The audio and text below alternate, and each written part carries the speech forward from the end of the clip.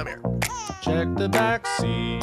Gets in your head, right? Good. Because every year, dozens of children are forgotten in the backseat of a car by a parent or caregiver. All never thought it could happen to them. But with changes in routines, distractions, or a sleeping child, it can happen to anyone. Parked cars get hot, fast, and can be deadly. So get it in your head. Check the back seat. A message from NHTSA and the Ad Council.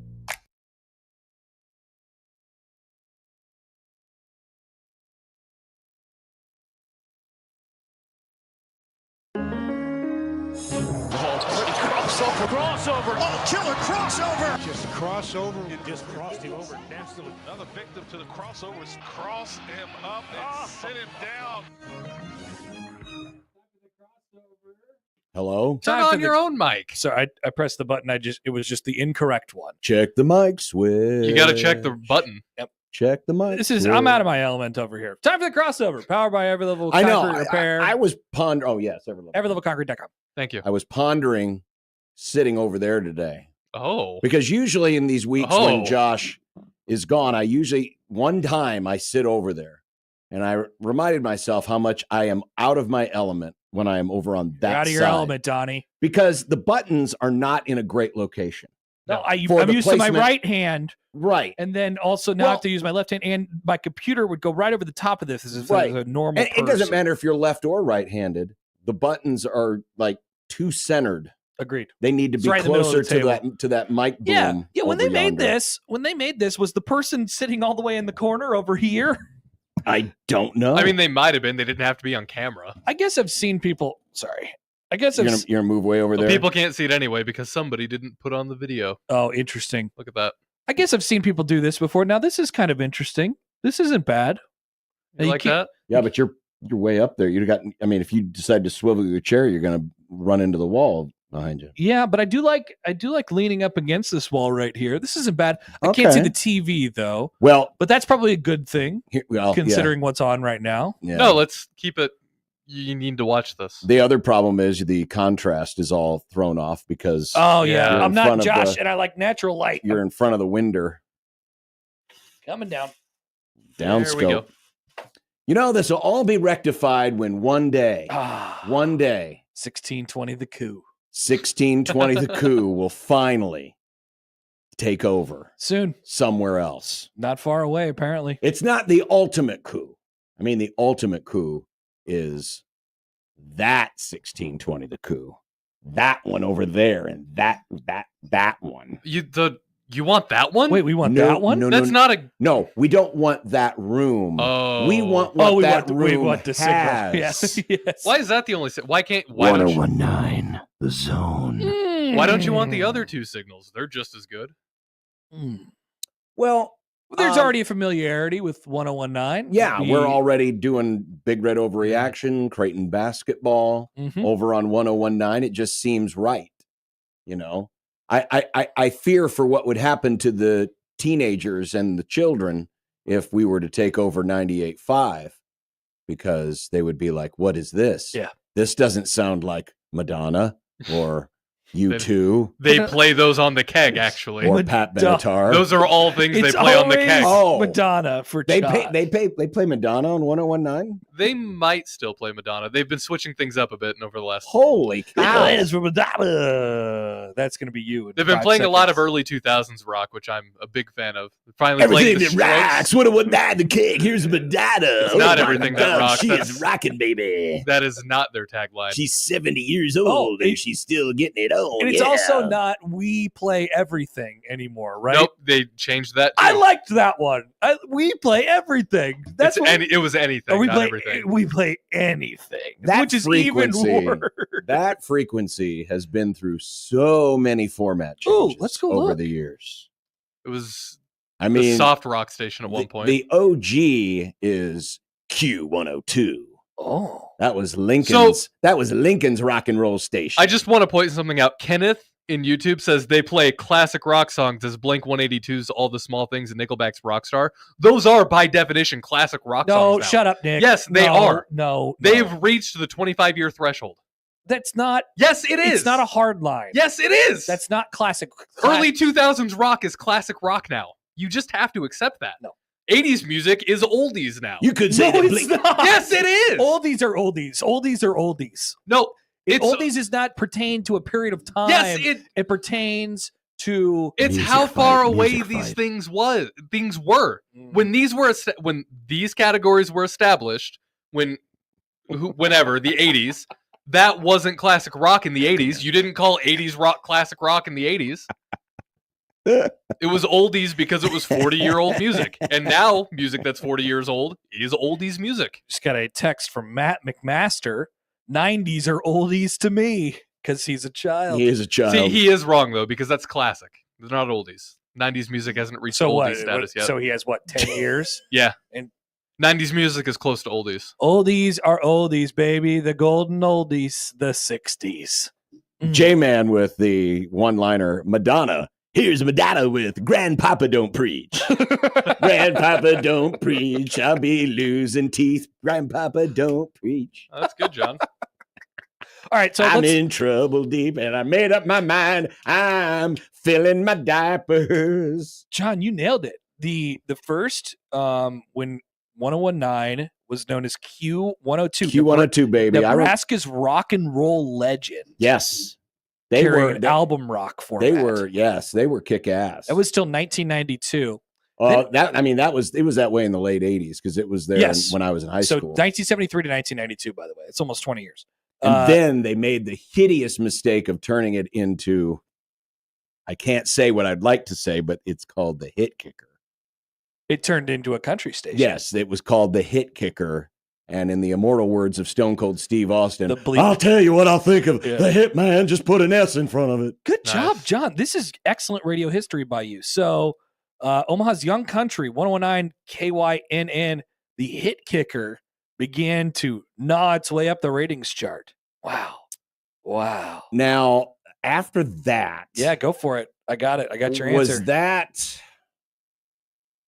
Well, it was after that the station moved here because it used to be a Lincoln frequency. The transmitter tower was just outside of Eagle, and then they moved it, and so it became kind of more of an Omaha station. Okay. Was it?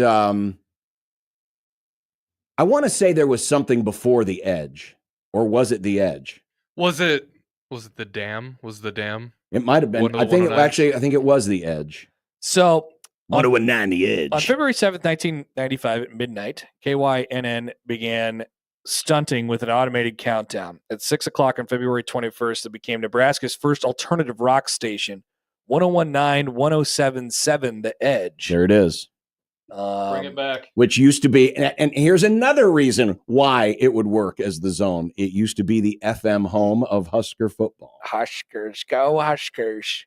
The Husker games are coming up this weekend. Make sure you get your tickets. We had to feed them a special feed so that it would come in stereo. Oh, Wow. So they could hear Warren Swain in stereo. everything then- should be in stereo. Classic hits until 2002. What was the moniker though? Was it still the Edge? The Edge signed off, began stunting and playing It's the End of the World as We Know It, and I Feel Fine by REM on a loop until 7 o'clock that evening. That's funny. And then went into a simulcast of Sweet 98 before flipping to classic hits as 1019 The Fox Oh, the Fox on April 13th, What would that the Fox? 1998. Okay. Wow. Then adult contemporary, then classic rock, and now adult hits. Mm-hmm. I tell you, this thing's been through every That is every amazing. possible change. That is amazing. Every possible change. And so It's had a character the arc. only thing that's left is 1019 The Zone. Sports. 1019 The Zone. Or maybe we could use it. I mean, we're looking for more places to put more sports, you know? Maybe we could just 1620, not the deuce, the trace.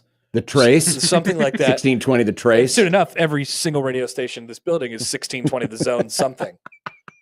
Ooh, can we just make one the Ocho once a year for fun? There you go. We put all the random, Sure, why the not? weirdest things that we could possibly find on there. Then we go try to broadcast it. We could go through Westwood. I bet they broadcast some weird stuff sometimes.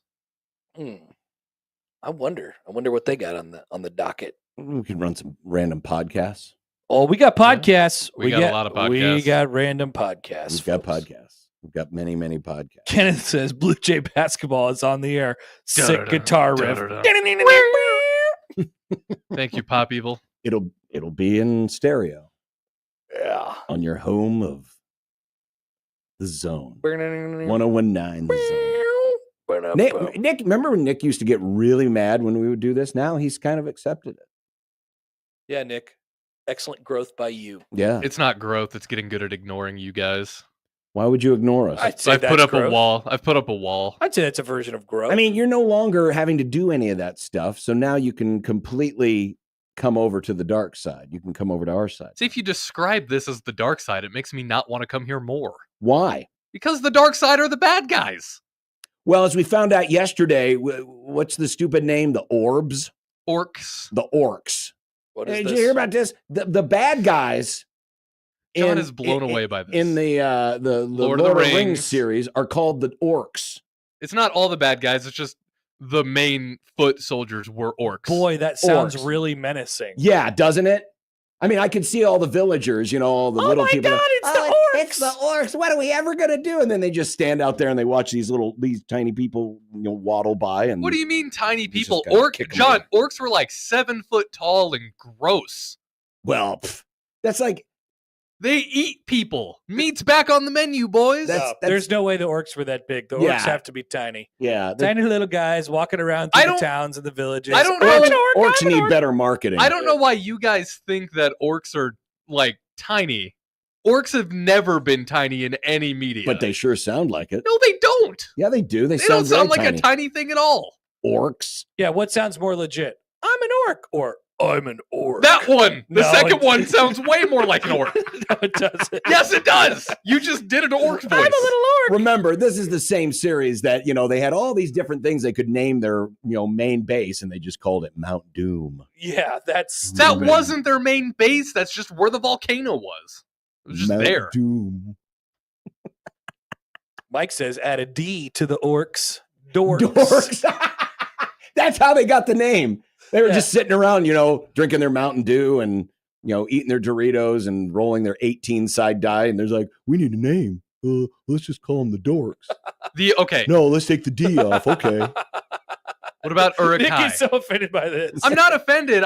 You're not even trying to understand. You're just being dumb. No, I'm not. No, we're being smart. We're being very smart. You're losing to the Rockies. Not for long. Not for long. The Royals are within a run, Yeah. Well, and they're about to tie it against unfortunately, Drew Waters is at the plate. So against I don't know. Marquez. German Marquez. Is he called Drew Waters because he pees his pants? Well, He's a little pee boy. he's been an excellent Omaha Storm chaser for a while. That's all right. There's a reason for that. He's about to meet the other end of Herman Marquez. Yeah, base hit to center. And we're tied. Damn it. Yeah, that lead lasted long. Should broadcast this on 1019 The Zone. The sad thing We is could. he is 100% the best pitcher on the Rocky staff. Well, the Rockies have got to the best Royals pitcher as well today. So maybe it's just an offensive day at the K. It could be. And luckily enough for everybody, there's a whole nother game after this game. Oh, There that's is. right. You're playing 2 today. Yeah. Congrats. Yeah. That is some fantastic stuff. Go to the ballpark. Watch 7 hours of Royals and Rockies. That is a lot of Royals and Rockies. It's too much Royals and Rockies. There's no such thing. Why are they having to play a doubleheader? Yesterday got canceled because of Yeah. storms. Oh, do they have Banged. storms down there in Kansas City? Hey, Yeah. what was the? Did it rain here? What was the deal here last night? It was so I was on the interstate going to Highway 370 and it came down a lot and then it stopped and then it trickled and then it stopped and then it came down medium. I and then saw it stopped. I saw some pictures of some ominous looking clouds. It was super spotty. It started to spritz during the game in Sioux Falls. Never got a full on open the sky situation. Up there. It was just very spotty. Weather. Yeah, it was. the weather It was. I drove through spottiness. Chris in South Carolina says, "Love John's radio DJ voice." Me too. I agree. Well, you'll get more of it if we finally get Banana. 1019 The Zone. Hey, everybody. Coming up next, the Connor Happer Show. Now, would you be? Here's the latest from NXS. Would you have to do DJ shifts if maybe that's part of the trade? We get the signal, but we also still play some music. That's not a bad idea. We could offer that. We do the 6A to 6P or 6A to 8P as the sports schedule allows. People forget. And then in the overnight hours, we go to music. See, John, that's an idea that I've actually had before and have floated to people, and they all called me idiots. But someday when I have my own radio station, I'm going to do that. I think sports talk. Whoa, Nick, for you're 12 going to have a hours, radio station? It's been my goal. Whoa, I want to be a program director. Yeah. Oh, okay. I want to program. I want to right. cook. All right. Let Nick cook. But, I don't think that's that insane. People who work overnights, I mean, sure, they like sports, but maybe they just like some, Sometimes you want to listen to Jerry Rafferty at 3 a.m. Here's the latest from Jerry Rafferty from 1977. You do Baker Street? I love Baker Street. Although I like the Foo Fighters cover of that song a lot, too. It can't be better. It is very good, though. It's not better than the original.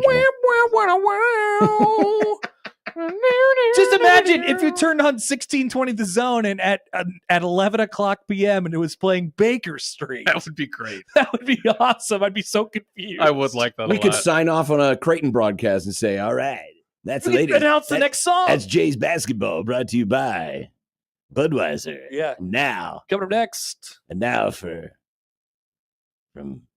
what do we got? Allstate Arena in Chicago. You'll get there, John. Yeah. I can't. I'm out of my range. What song is coming on after the Creighton basketball against DePaul game? Like a virgin. Okay. All right. Excellent. And then part of your job as you sign off is to introduce Madonna. Introduce the next song. Introduce the next song. I could do that. That'd be fun. That's a Coach cool Mac. idea. That's a Coach Mac post That's the Coach Mac post game show. And now, stay tuned. Here is. Maybe you do the Coach Mac request, and that's the first song. That's a great idea. Right Well, you would need somebody back here to plop that in. Sure. Which we do. We have. We have a board up. But it would be true. easy. Maybe actually every song, every time, it would probably be Margaritaville.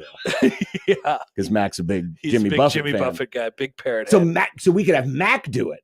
I'll say, and that's the broadcast, everybody. Hey, everybody, this is Coach Mac. Here's the latest from Jimmy Buffett. It's called Margaritaville. Drinks up.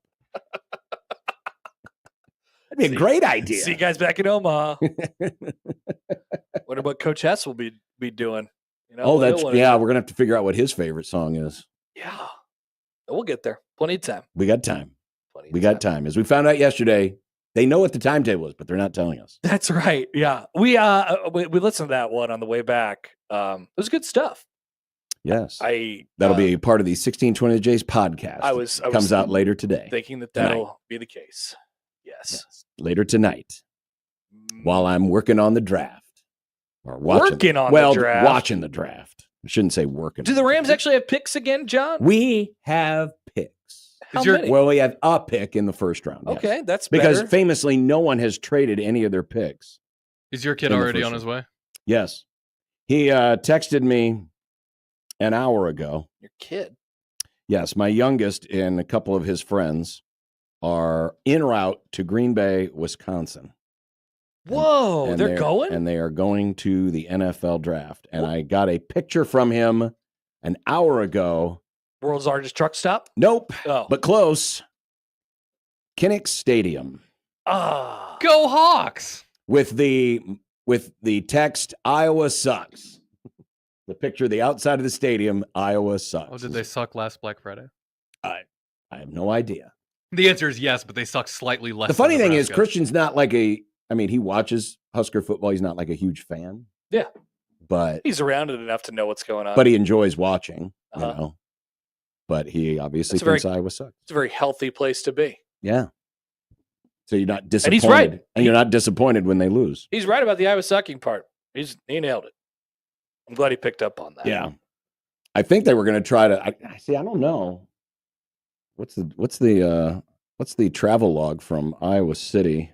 Oh, you still got a long way to go. Yeah, I don't know if they're going to be. I hope they were on the right. Ooh, well, they should be. It's still another fine. 5 hours. Yeah, they should be okay. Still another 5 hours. So where actually is it? Where's the stage? Is it at? I think is it it's in at the stadium. or is there a convention center that they're doing some things in? I have literally no idea what's going on for this. How will Green Bay's draft setup look? Here's a peek. This is from the Packers website. It will You be smell that? something on fire. Smells interesting. It will not be in the stadium. Okay. They have looks like there's going to be a stage outside of Lambeau Field, just off of the, I think that's the Packer Hall of Fame, which is attached to the stadium. So and stadium in the background. Yeah, so actually the stadium, well, it won't be in the background, but they're on the stadium campus, Okay. if you will. By the way, we do have a comment here from the text line from the 402. Thank you. I'm a truck driver, and sometimes I leave at 4 o'clock in the morning. I would love to listen to music instead of the national sports you guys start. There it is. And then we start at 6. Sounds like an excellent idea. 4 to 6. We've got a listener. I've brought this idea up to people who were higher up than me before, and they said that would never work. Nobody would want a Follow hybrid your station. dream of having a weird radio station, Nick. I believe in you. I would love a weird radio station. You got to be innovative. You can't compete with streaming. You gotta do your own thing. So you still get your music overnight, Can't but you get your compete sports in the with day. Streaming. You have to do your own thing. That's right. I like this idea. I think people are too hard in doing the things the old way, and that's not the way to do it. It could be though. It could be, but I think there's things that we could try. I think there's some innovations could But happen. what if it doesn't work? Is Then- it only proven that idea is stupid, or what? It means that you tried something different, and you weren't afraid to try something different. Well, so it's a positive no matter what. Yes. as we have discovered going through the history of the frequency, they have tried many new things. They have. over there. and the one constant is change keeps happening. So when we take over that frequency, what are they going to do? Is you very rarely hear music over AM radio. Maybe that is something different. That is something different.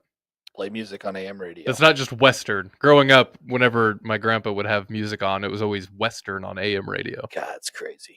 Country and Western, baby. I loved hearing Conway Twitty in mono. Who wouldn't? Everyone loves Conway Hello, Twitty. darling. Hello, darling. Everyone loves Conway Twitty. Been a long time. So you weren't lying yesterday. I was listening to the broadcast on my way home, and that ballpark there in Sioux Falls is a little quirky. Yeah. And So- why would they think it was a smart idea to paint both walls the same color? I don't know. Because it was very confusing. And that color is black. Yes, Black. yes, And there's no yellow line.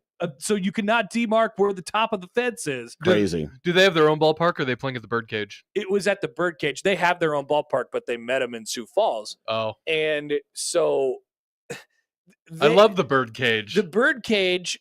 They're in the American Association. The Sioux Falls Canaries are. So Go apparently Birds. by being in the American Association means you do not have to adhere to any rules whatsoever. Yes, As far as how you construct your ballpark. It is it feels like each part of the ballpark is built. It's almost like Memorial Stadium. Mhm. It's like this was built in 1904, but this was built like 2 days ago. Yeah. What happened? And so I get there and I walk out there and I'm like, oh no. This game is going to take 3.5 hours. This is going to be, because I already knew that the pitching situation was bad, and I knew that there was going to be some home runs hit. And luckily, the run rule exists, and we were able to tidy it up pretty quickly. And there were all but one. Only the home runs, or all but one of them, were for the good guys last night. that wasn't bad. I really like that ballpark a lot. You really like that ballpark Yeah. a lot. It's weird. I like weird things. It is weird. It's so weird. If you like weird things, you Please go watch a game. I got a at the ballpark for Birdcage. you. Did you sit in the big yellow rocking chair? Do they have that out still? I did not see a big yellow rocking chair. Right at Well, the entrance. Yeah, They probably put it away. The Canary yeah. season hasn't started yet. Yeah, I didn't know if that was just there though. It's a big rocking chair. That can be easy to move. So why did you go? Why did you go there, Nick? My girlfriend and one of her friends did an ultra marathon. Oh, that's right. You got a hat. No, that was a different one. Oh, okay. Oh no, wait. You got a hat. Oh, yeah, no, You got sorry. a Sioux Falls Canaries. Yes, hat. I got a Canaries hat. So my girlfriend and her friend did an ultra marathon in Sioux Falls, and then the day before we left, I'm like, "Can we hit up a baseball game?" And they said, "Yeah." And then you told me that you experienced Harry Canary for the first time. Yep. And I texted Harry Canary last night, and I said, "Where the bleep is Harry Canary? This is garbage." And he said, "Harry's getting ready for baseball season. Be back soon." To which you said, it is baseball Yep. season. It We're is baseball playing. season. So South Dakota State had not played a game there in 7 years. Really? Okay. They're only playing the one game there this year. I don't know how Creighton convinced them that it would be a good idea to meet at that place, but they were able to, and so they got the whole thing It set up. saved you an extra hour driving. Oh, I am grateful for it. And you got to see a very quirky ballpark. Quirky ballpark. I love the bird cage. What a weird thing to love. What do you think about the Chuck compared to the bird cage, Nick? I think the Chuck looks more like an actual ballpark, but the bird cage is weird, so I like it because it's weird. So you like it more? Yes, but for different reasons. Nick says Sioux Falls Stadium greater than Charles Schwab Field. Well, I mean, for different reasons, right? Like Schwab isn't Sure. weird. I like the bird cage because it's weird, but I don't like it better overall than the Chuck. Did you ever go to Rosenblatt? No, that was before my time. You would love it. I was a tiny baby boy living in Iowa when that transitioned. I remember the news broadcast. Matt's very triggered about what my son texted me. He said, if Iowa sucks, what level of suck has Nebraska been at the last 15 years? We get it. We get it. Nebraska's sucked too. John says, years ago when fishing in North Dakota, there was only one radio station to listen to. They played Native American music from 6 a.m. until noon, country from noon until 6, classic rock from 6 until midnight, and alternative and metal from midnight until 6 a.m. That's what's always bothered me about a For lot the of nerd video game players. a lot of stations play newer alternative kind of stuff in the middle of the night, and that's always bugged me a little bit. Play it when I'm awake. Well, isn't No, that but the point? they're saying that you're awake past midnight Right. because you're Playing the video video games or Yeah. or you're in double overtime of Yeah. Dungeons and Dragons. But they put it there because of reasons that I can't discuss, but it matters less that it's there in the overnight. I think they put it there because it's more likely that they're going to catch people like the people who are playing video games or in Mhm. double overtime in Dungeons and Dragons. I'd like to hit you with my sword of Zanzibar, and could I hear Yeah. some Limp Like Bizkit, please? you are tailoring the kind of music to the time of day you're playing. Right. Yeah. So honestly, I think it makes a lot of sense to play the metal. But then can you imagine, because you get to that point probably 4 or 5 o'clock in the morning when the olds start getting up and the youngs finally start winding down, where Yeah. you make the awkward transition from The some metal to oldie, metal Yeah. to like metal or some weird alternative So song. you can into- make that transition into Boxcar Willie. if you go from if you're going from country into like new metal, you can make that transition with Cowboy Troy. Remember Cowboy Troy, John? I think Cowboy Troy. He was a He's part one- of Big and Rich, and then he Yes. broke out with a solo career. He did. Oh, these are the Yep. we're coming. to Yeah. your city. Cowboy Troy's hits include "I Play Chicken" and "Crick in My Neck." How did Crick in My Neck go? The whole song is I got a crick in my neck? Got a crick in my neck. No, wait, Got a what? crick in my neck. That's the whole song. Whoa. Why This do they have is a ditch wild. in their neck? Crick? Nice. Oh, okay. Yeah, I got it. That's funny. Yeah. Sorry. Wow, Cowboy Troy. Yeah. Look at him. Who's the other guy? I think he got canceled. The Did it get canceled? the other big and rich guy? Was it big? Or was it Rich? See, that's what I thought. I thought they were. I thought the two, they were two people. and it was John Big Rich and Rich. Cowboy Troy. Okay. But the people that the two people that I'm seeing pictures of, neither of them are Cowboy Troy. Yeah. So I find it incredible, by the way, that on the radio, John Rich and Big Kenny. the song Neither of those people are Cowboy Troy. And No. the song "Save a Horse, Ride a Cowboy" got a lot of radio airplay. Yes, it did. sure did, still does. But then when Now it's on every pregame hitting playlist at college baseball games. Yep, that and the stupid song where they talk about how they like their beer flat, and they Yep. like their hot dogs I with like my beer mustard. flat as could be. I like my That- dogs with mustard and relish. What a because that song I believe is by Alabama, which is a fine It band. is? Yes, I think so. Let me check it real quick. Because what's it called? It's Cheap Seats. Seats. Oh, it is. You're right. So that's like a halfway decent band. They made that abomination of a song. And so they must have been trying to do something. And they successfully did it because it's still getting played in ballparks Yes. 30 plus years 30 later. years later, yes. Excellent job by Alabama. Keeping it going. And I don't think they get royalties if they throw it on a playlist somewhere. Probably not. But yeah, that song is horrendous. That song is horrendous. I guess every good band has a bad song. You know, Elton John had Crocodile Rock. That song sucks. Crocodile Rock does not suck. Crocodile Rock Rock. the Crocodile Rock is terrible. Yeah, that song sucks. I can't believe he did that. I love Elton John. Why did he do Crocodile Rock? Because he knows how to write bangers. Neil Diamond had Sweet Caroline. Bum, Awful. bum, Awful. bum. Yeah. Great. You Neil know, Diamond, great. Sweet Caroline, what the Great. hell? for the first time today, that came up on the radio as I was leaving my house. I thought they had banned it from airplay because they play it in every ballpark in Yeah. America between the 8th and 9th innings. Yeah. And I couldn't hit the button fast enough to get to a different station. And meanwhile, That is something that will not play on 1019 The Zone No, never. overnights With- from 8 p.m. to 6 a.m. with program director Nick Grimm. Yeah, unless I program it. I did receive Oh, no, we're gonna corrupt that file. It ain't playing. I did receive a video from our dear friend Josh Peterson the other night live from the Fenway Park. He sent me a personalized video of him and his wife singing Sweet Caroline. Hell yeah. This was during the baseball game, and I chose to ignore it. Good for you. Yep, I'd said nothing back to him. Even though he took the time to take that video for me, I ignored it completely. Yeah, that's trash. Trashy song for a trashy franchise. Exactly. Although I don't mind Dirty Water. Yeah, they play the Dirty Water song after the game. That's not bad. Yeah, I could deal with that. you can get that sweet. What do you think Caroline out of what do you think of the Dropkick Murphys? Shipping up to Boston. Stuff like that. here. I don't object to it. I love it. It kind of really took off when the Bostonification of America was Mhm, happening Yes. in the mid 2000s there. But I really never minded that. I kind of dig that actually. Yeah. No. I Flogging Molly, Dropkick Murphys. I 100%. love them all. The Bostonification of America. Boston. I almost called it Boston rock, but like the Bostonization of America. would it Whatever. be it is. Celtic rock? Yeah, I guess it would be. Yeah. I guess it would be. Kicks ass.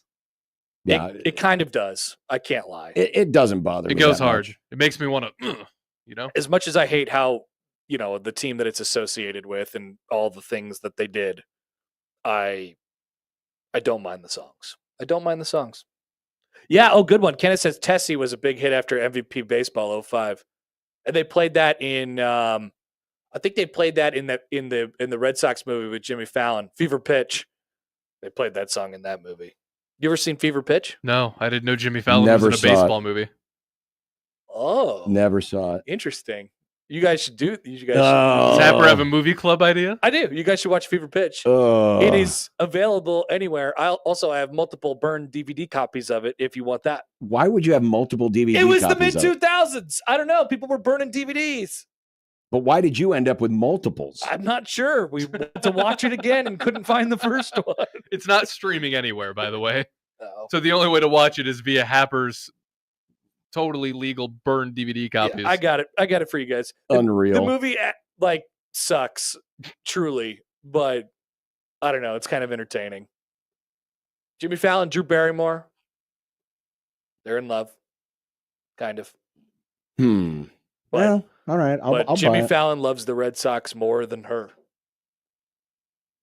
Sometimes. That's not a good look. No, it was not a good That's look not for a good him. look. It's not a good look for him. And thus the conflict in the movie. There you go. It's a rom-com, John. You It got is. it. Okay. All right. So are you watching draft tonight? Or are you watching hockey tonight? Or are you watching because your team's playing right now? Well, I guess your team's playing tonight too. So I guess you do have an excuse. You I'll can probably have you the can watch draft the on. Royals. Slow pitch softball league is supposed to start tonight, but we'll see what the weather brings. But yeah, I'll probably have the draft on with mild Mildly paid attention to it. Mild interest? Yep. Well, I mean, your team's picking so early. My team. The Carolina Panthers. Yeah, what are they picking? I forgot that my team was the Panthers. I forgot my team. What are the was Panthers the picking at? What are they picking at, Panthers. John? 2, 3? Can't be much lower than that, right? They're picking. Actually, they're picking 8. 8. They're picking 8. Jeez. What are they looking Right at? behind the Jets. What are they looking at? Offensive lineman? Well, I can tell you. Is anybody mocking a good guy to the Panthers? They're mocking edges, Wow. as in 1019 the edge, Gotta replace safeties, Brian Burns. corners. They need defensive backs. They need pretty entire much need football, pretty much need everything. entire football team. Mhm. I don't know. It looks like Mason Graham, the defensive tackle from Michigan, might be All right. a good pick. Okay. All right. There is also a possibility they could trade down. Smart. We're too far away from having a successful football team. We have to get even further away. Yeah. Smart. I would do the same. Yep. Oh, guess what, Happer? What? In this game, Herman Marquez officially hit 1,000 strikeouts in his career. Oh, congratulations to Mr. Marquez. Thank That's you, a lot Herman. of strikeouts. Man, the Royals must really suck today. All in one game? Faux Pellini. All right. Okay. Well, there you go. That is the crossover powered by Everlevel Concrete Repair in Omaha at everlevelconcrete.com. We're almost to the end of the week. Tomorrow Almost. it'll be Friday. Baseball. And we'll be at a baseball park. Or You'll be at I'll- a baseball I'll be park. I'll be at a once baseball again park. without me. Are you inviting anybody to talk on the radio with you tomorrow? Well, Austin will be on tomorrow. Yeah, Oh. young Austin will be. But we're joining not us. sure if he's going to be here or if he's at the ballpark. He's going to the ballpark. Get that man to the diamond. I said it's your choice. No, you tell him to go to the ballpark with you. Why would he be here and you be there? Because he has to. He has to be at Elkhorn. He has to go to another location after the show. Yeah. Oh, I'm figured he'd looking be out. I'm covering looking Craig out for the baseball. people who are nice enough to Okay. fill in. So there you go. Okay. All right. See ya. The program on a draft day next on 1620 The Zone.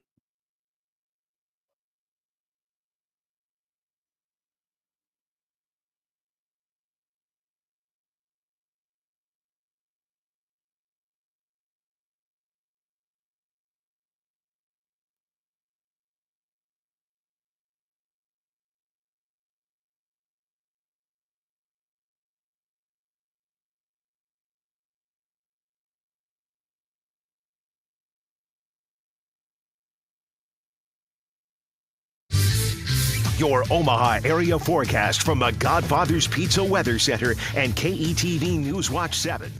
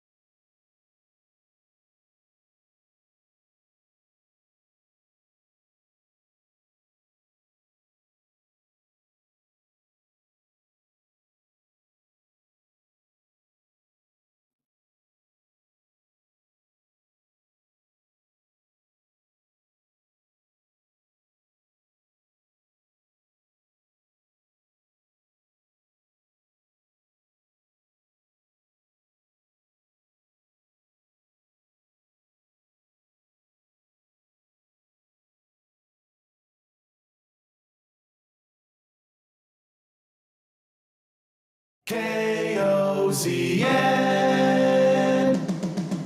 Unsportsmanlike conduct on 1620 The Zone.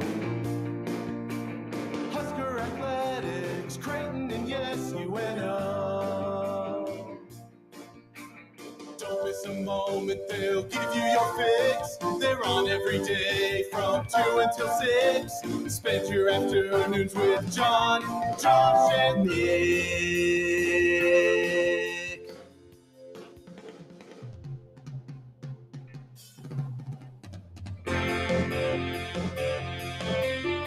John, Josh, and Nick.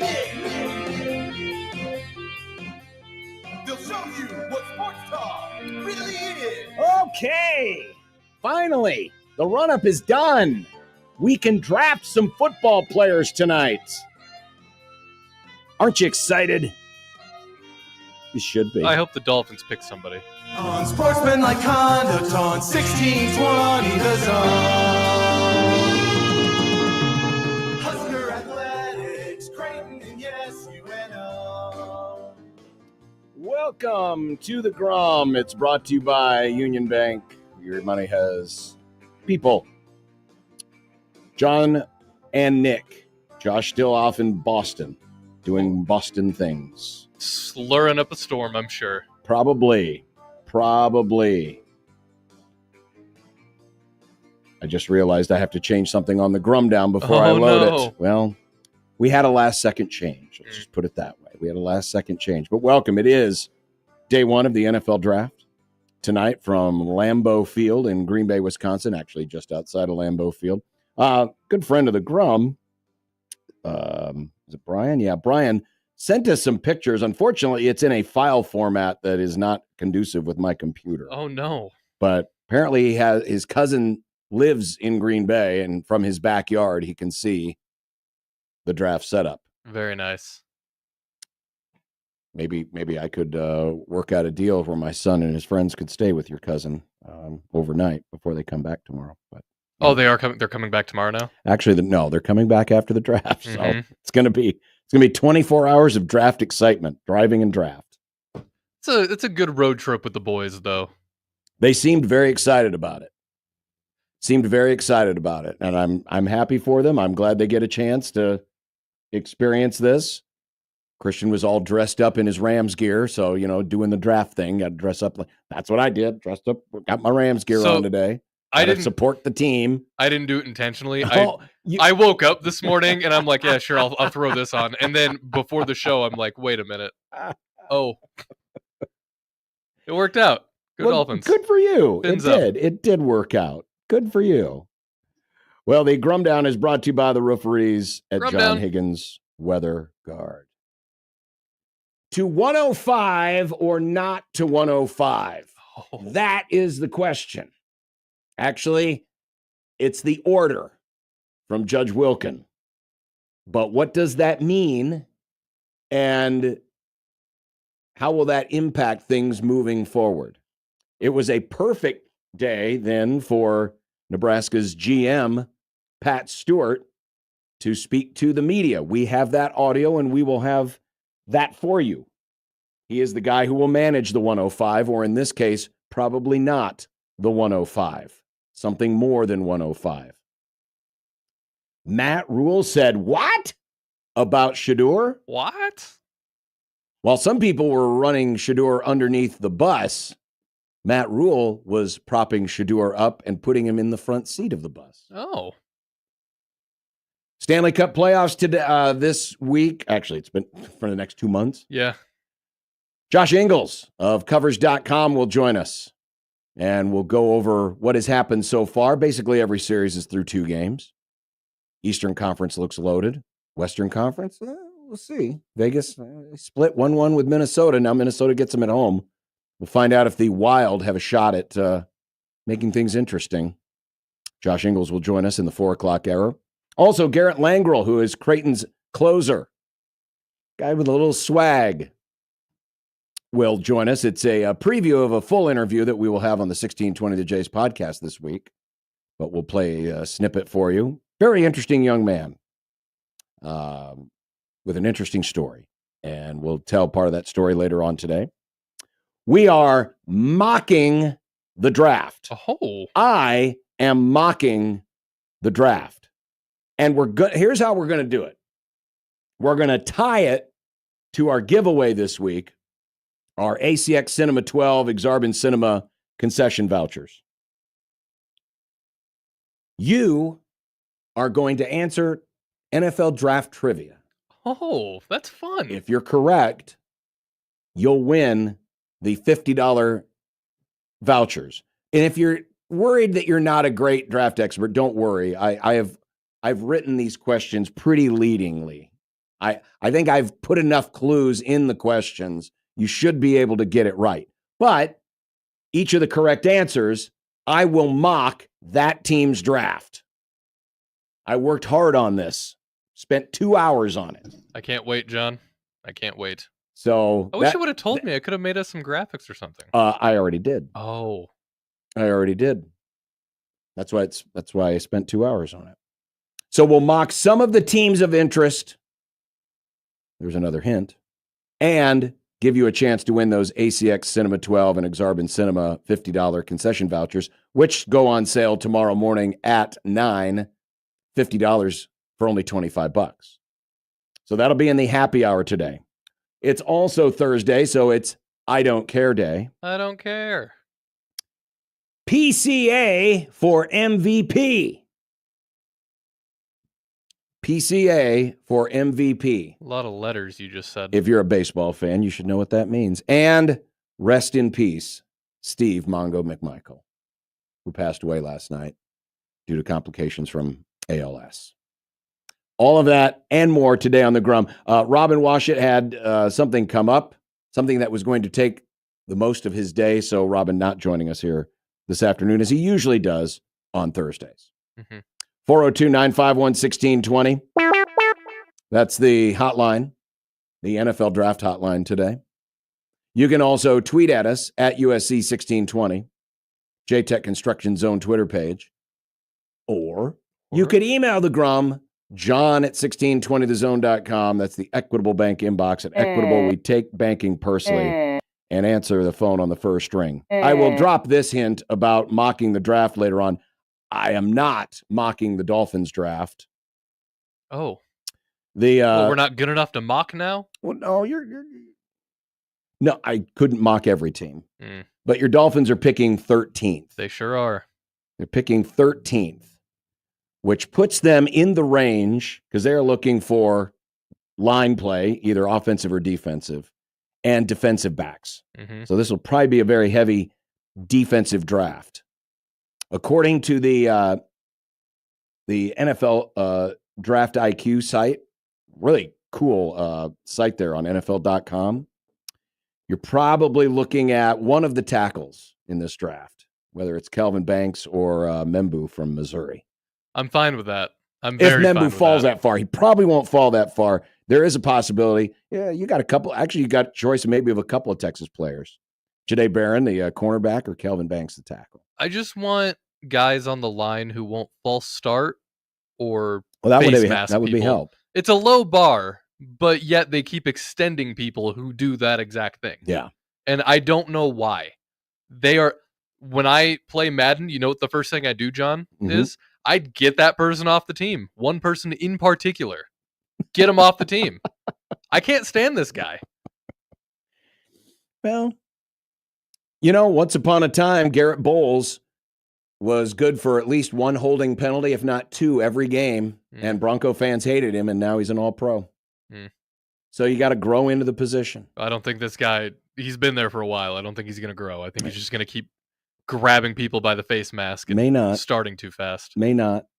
This will be, every draft is interesting in its own way. Certainly last year, you had the run on quarterbacks that made all the headlines. This year, while your quarterback class isn't great, and we pretty much have it locked in that Cam Ward's going to be the number one overall selection, who decides to move on the next quarterback, and is that person going to be Shedeur Sanders? And then and if it's not, where does he fall to? With everything that's been said this week regarding Shedeur Sanders, and you'll hear what Matt Rule had to say about him and what some of these scouts have had to say about Shedeur Sanders. But he will be one of the biggest pieces of drama in this draft tonight. Whether he gets picked high, picked late, or not even picked in the first round at all. But that'll be one thing to watch for. I think there's been no trades. There's been no trades in the first round. This is the first time since the common draft era that we go into the draft where every team has its assigned draft spot, 1 through 32. It's never happened in NFL history. Someone's always traded out or traded up. And this hasn't happened this year. But will we get trades within the first round tonight as teams move in and move out? And there's a couple of teams in particular that I've got my eye on who could be targets to move out of the first round or move back in the first round. We'll get to that when we do the mocking the draft and in the happy hour today. So again, 402-951-1620, a lot more on the draft. But when we come back, playing chicken with a judge. Oh. That's essentially what has happened in the latest regarding the settlement. And while it may be good news now for college athletes, could it just mean worse news later? We'll talk about that and have more as we continue. Great to have you with us on this Draft Day Thursday. It's Unsportsmanlike Conduct on 1620 The Zone.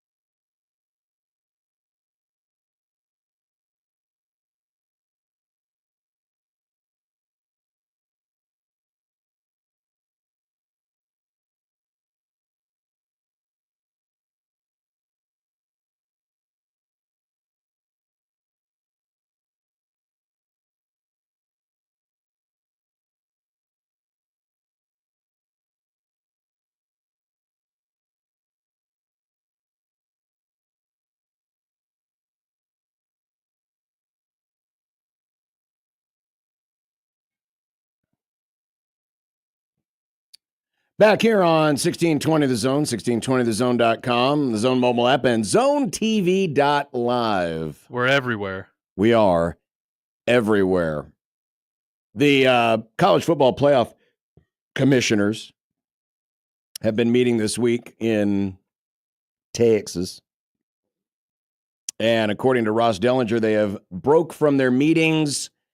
Brett Yormark, the commissioner of the Big 12, said no decisions were made as expected. Format and governance talks continue. So we're kicking the can down the road, apparently, as far as what the playoff format could be for this year. Will they go to a straight seeding formula? Will they stop giving byes to the top four conference champions? And what does the future look like? They're still figuring that out. Maybe some of that was because yesterday, as they were breaking their meetings, the commissioners all got word of what Judge Wilkin had announced. Late in the Grum yesterday, we had the breaking news of the issuance of the hearing from Judge Wilkin, who is ruling on the House versus NCAA settlement, and said that the roster limits, which were supposed to kick in this fall, which would, for football purposes, limit rosters to 105 people. It's a way to get away from the scholarship limits. The scholarship limits would go away. You could scholarship all 105 if you choose, but you can only have 105 players total on your roster. And this was going to be for every sport. Baseball was going to get the ability to scholarship all, I think it was 35? Or is it 33? Either way, 30. It was in the 30s. As opposed to 11.7, but it's a roster limit. And if you check most college baseball rosters, there's more than 30, 35 guys on a college baseball roster. And one of the arguments that has been made, especially by those athletes in non-revenue sports, Olympic sports, cross country, track, wrestling, were that these roster limits are going to eliminate players from being able to play. Matt Rule, who has famously carried up to 130 guys on the football team, said this was the end of the walk-on program. And this weekend was going to be the last stand where those extra 20 or so guys at the back end of the Nebraska roster were going to get to play in the, we've kind of childishly called it the tryout bowl, but they were going to get a chance to put that stuff on tape so they maybe could have it out there for whatever next team might pick them up.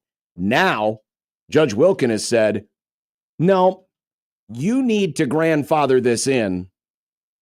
You need to phase in these roster limits. You can't just quit cold turkey and go from where we are to 105, just speaking from a football perspective. And she has given the attorneys 14 days to figure out how they're going to do it, or she's going to throw out the entire settlement. There were a lot of folks who wondered aloud a couple of weeks ago when the NCAA attorneys came back after Wilkins' initial review said, you need to grandfather these in, you need to phase in these roster limits. And they said, nah, that's not going to work for us, bro. We've already committed to this. We're going to stick to it. Well, Judge Wilkin yesterday said, nope. You're either going to do this or I'm throwing out the whole thing, and this case is going to go to trial. I thought one of the most telling quotes from Ross Dellinger's story yesterday, according to one high-ranking college leader, quote, we are playing chicken with a damn federal judge.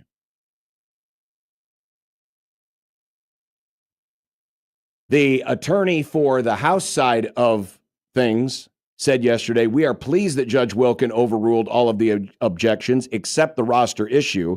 Armed with her order, we are confident we have the leverage to get the NCAA and the conferences to fix the issue. If not, Judge Wilkin is busy setting trial dates, and if we have to try it, so be it. Now, the biggest question that a lot of folks have had is, well, why did we agree to do the roster limits? That really wasn't at the heart of what this whole case has been about in the first place. Why are we now going to roster limits? Well, from the Dellinger story, according to those with knowledge of the settlement negotiations, Power Conference leaders implemented the new roster structure as a way to preemptively avoid any legal challenges over previous scholarship restrictions. So their concern is, well, we've had these scholarship restrictions. We don't want another lawsuit coming back, for example, a baseball, saying, why are we only getting 11.7 scholarships? So instead, the answer is, well, let's just allow for scholarships everywhere, but we're going to put these roster caps on. We're going to cap these rosters. Now, just like the settlement, not every school has to opt in. Not every school has to scholarship everybody on a roster. But at least there's roster limits, and that's something they think could hold up longer if it were to be challenged than the scholarship limits. But probably the more accurate reason that these roster limits were put in the first place. It's the same 5-letter word that has been at the heart of this whole conversation. Money. M-O-N-E-Y. Save money. Because now you can put the roster limits in, and you know that schools because one thing that's been happening is, even though there is an 85-man scholarship limit, a lot of schools, Nebraska included, some of them have turned to NIL to basically scholarship kids. That kids that aren't getting a traditional grant in aid scholarship are getting their school paid for, and that's their NIL. And I think one of the concerns that some in the power conferences have is, well, there are some schools that can afford to do that because their collectives are strong. There are others that cannot. And we want to keep a level playing field. We also don't want to get into a spot where not only are we paying more because we have a revenue share component that's now part of our budget, but we don't want to go over the budget that we already have for scholarships. And so putting in these roster limits can help reduce the costs so that we don't get it. I mean, there's an arms race. There's always been an arms race in college sports, but at least we won't have an arms race in terms of, well, that team can afford to carry 130 guys on a roster. That team can only carry 80 guys on a roster. Now you can play with everyone being on a level playing field, level-ish, because remember, some schools might scholarship all 105. Probably most won't, I would say, and probably very few will scholarship all 105. But as long as everyone's set at the same roster limit, we can control costs. It's also a way they can balance things out in terms of the entire revenue share side of the issue. Because remember, with revenue share, everyone's sharing in some way with what that budget is. So at the moment, this looks like a win for college athletes. In fact, many have, celebrated. There were a lot of letters and a lot of people who testified in front of Judge Wilkin saying, listen, because of these roster limits, my spot on the cross-country team is being cut, and I can't finish out my career. Well, she took those letters to heart, apparently, and said, no, my original idea of grandfathering these things in stands. And so while in the moment, this feels like a victory. This feels like a victory for college athletes. Those who would have been cut, those 20 or some odd kids that would have been cut from the Nebraska roster this weekend or after this weekend, after the Husker games, all can get back in. Theoretically, they all could be on the roster next year if Matt Rule chooses to do that. We haven't heard from Matt Rule on that issue yet. Pat Stewart, the GM who spoke today, and we'll have some of the audio a little bit later, didn't really address that directly because they're still in a situation of flux. They're wanting to see what's happening. But in the moment, it seems like they would have won a battle here. But in winning this battle, my fear is that not today's college athletes, but tomorrow's college athletes will lose the war. And the war is this.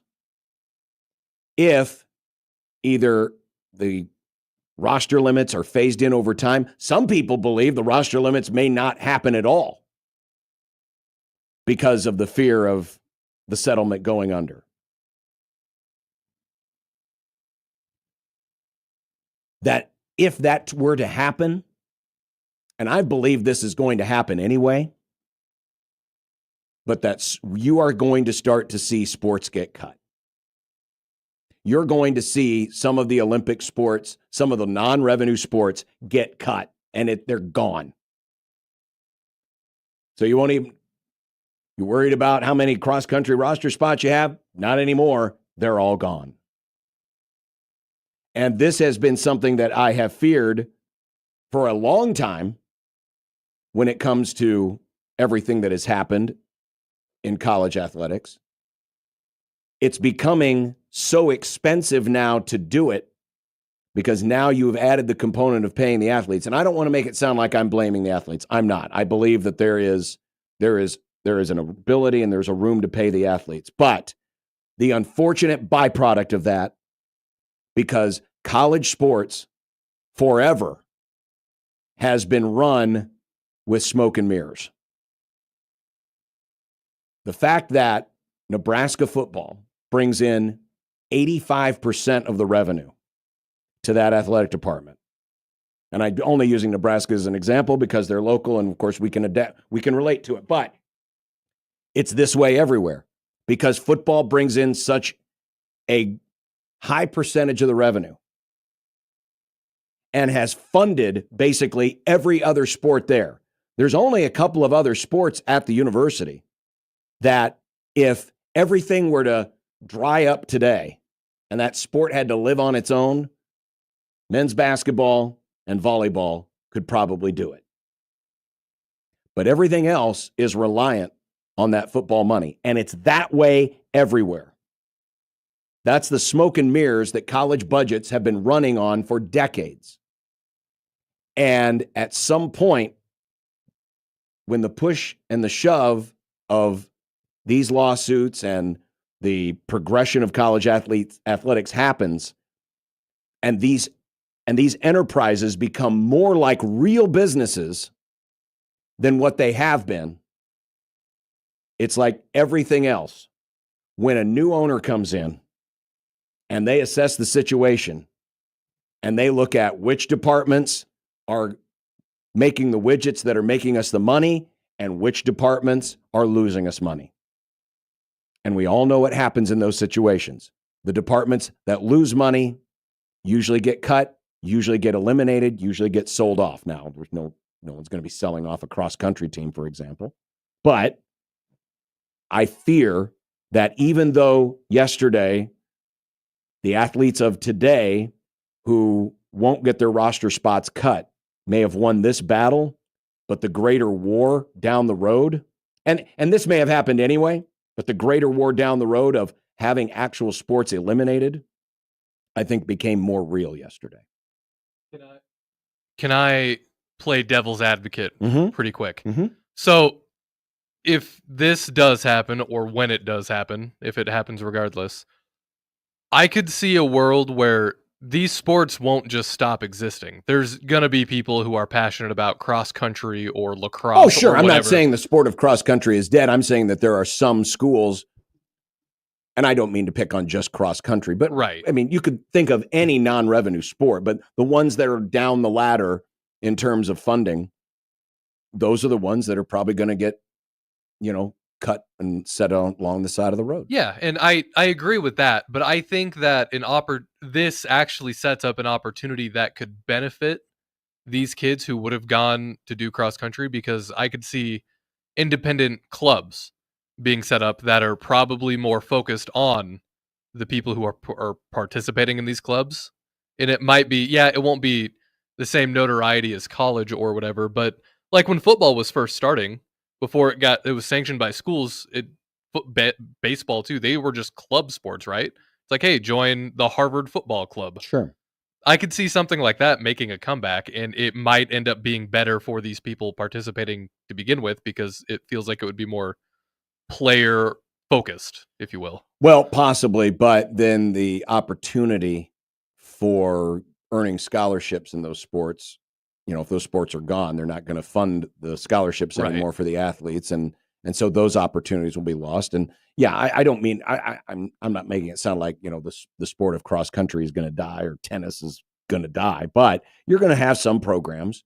Now there are others, the Stanfords of the world, for example, who have these huge endowments and take a lot of pride in their Olympic sports. Sure, those will hang around, but I mean, all you have to do, and this has been happening, the erosion of the Olympic sports has been happening in college athletics. 40 years ago, men's gymnastics was, I don't want to say it was booming, but it certainly had its place in the college sports ecosystem. Today, fewer programs have men's college gymnastics. Nebraska dropped men's swimming and diving about 25-ish years ago. Some schools obviously have dropped baseball. Some schools have dropped wrestling. But I think you're going to start to see more of that now as everyone tries to get everything in line in terms of, okay, well, what can we afford to do, what we can't afford to do, and how this settlement actually plays out. We'll have a lot to say about that. But I do think we are getting closer to seeing a mass of schools deciding, well, these are the sports we can afford to do. We're going to keep these. They still have to obviously honor Title IX and all of that. Mm-hmm. But these are, there's going to be some fat getting cut. I'd be interested to see which schools actually cut football in favor of other sports. Like a lot of Big East schools, they're going to favor basketball over football, right? I get that football in this country, we're all pretty football pilled. Mm-hmm.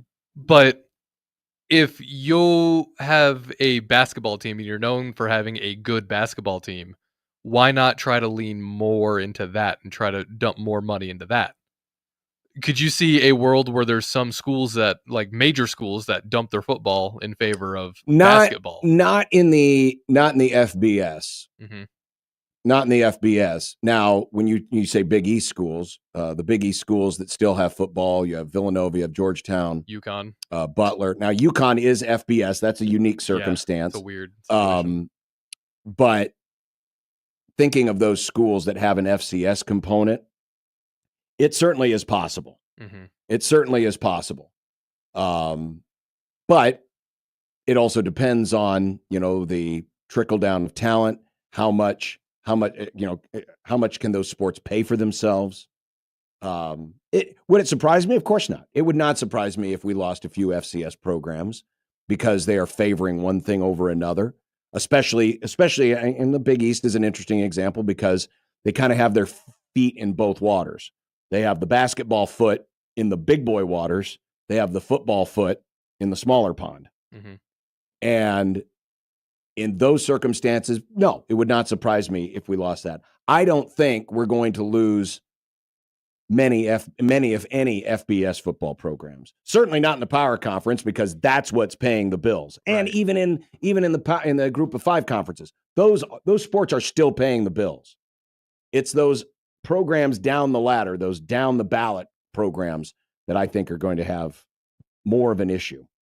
As far as how, and I said this yesterday, going back to the roster limits, I think it just makes perfect sense if indeed roster limits are going to be a thing, to just phase them in.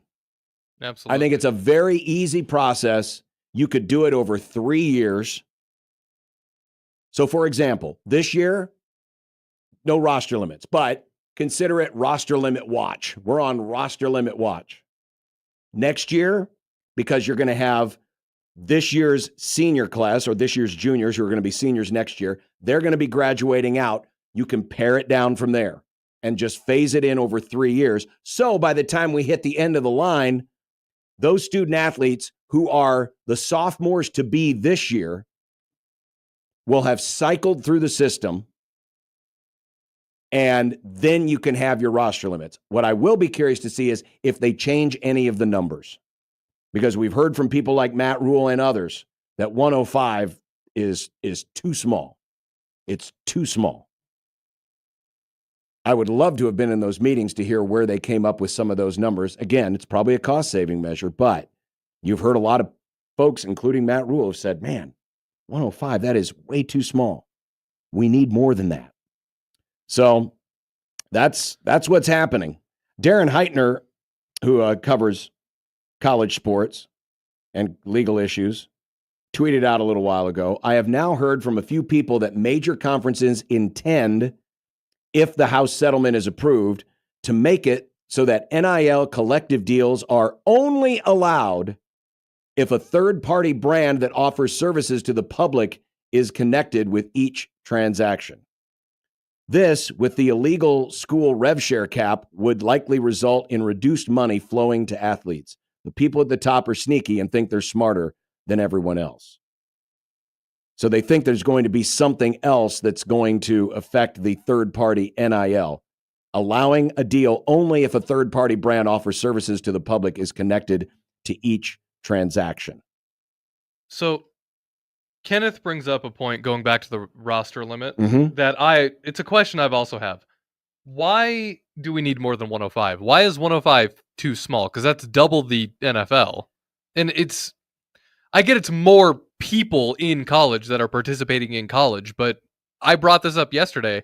I think it will make that talent disperse or trickle down to the it absolutely other will. Program. 105 seems fine. You can absolutely make it work. The problem is you're putting limits on something that previously had no limits. There was never a limit. Nebraska used to carry 180 guys.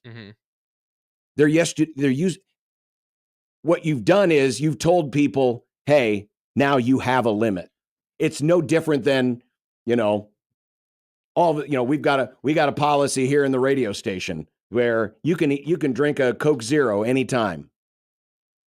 But then the new boss comes in and says, well, now you can only drink Coke Zero between the hours of 9 a.m. and 5 p.m. You're putting guardrails on something that previously wasn't there, and now folks are pushing back and saying, whoa, whoa, whoa, whoa.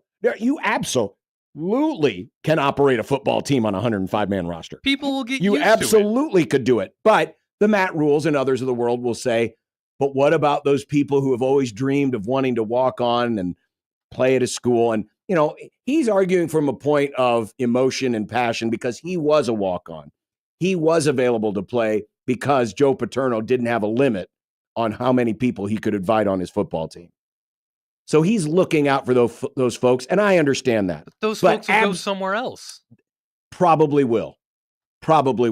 I agree in principle with you. Yes, you can work with a 105-man limit in football. You can work with a 15-man limit in basketball. You can work with, 32, 33, 34-man limit in baseball. You absolutely can. It's just now they've put limits on something that didn't have limits before. You used to be able to drive without a seatbelt. You used to be able to drink and drive. I get those are extreme examples and not the same, but the point, you'll get used to it. Yeah. And this is what people want anyway. They wanted guardrails. They want regulation in college football. I know not everybody does because then it would get rid of their advantage. Well, but this is a regulation to control costs. The reason why the NFL has a 53-man roster is because they can control costs, because there's less players you have to pay. That's why you have in professional sports. So this is being imposed by management or the schools to be a cost-saving measure. But I could see it also having a side effect of better play and better competition. Do you actually think they want better play and better competition? Are they even thinking about that right now? I don't think they're thinking about it. I think their primary focus is the money, but I think that's why I said it's a side effect. I think ultimately you'll end up getting better play. Yeah, you will. Throughout all of You will. levels. You'll disperse the talent elsewhere. Absolutely you will. So that's the latest on the settlement. Hey, don't miss your chance to win the $5,000 in the Mo Money giveaway. You can enter to win now at 1620thezone.com with Saul's Jewelry and Loan and 1620 The Zone. Still to come, Matt Rule says, Shedeur Sanders? Heck yes, I would draft him.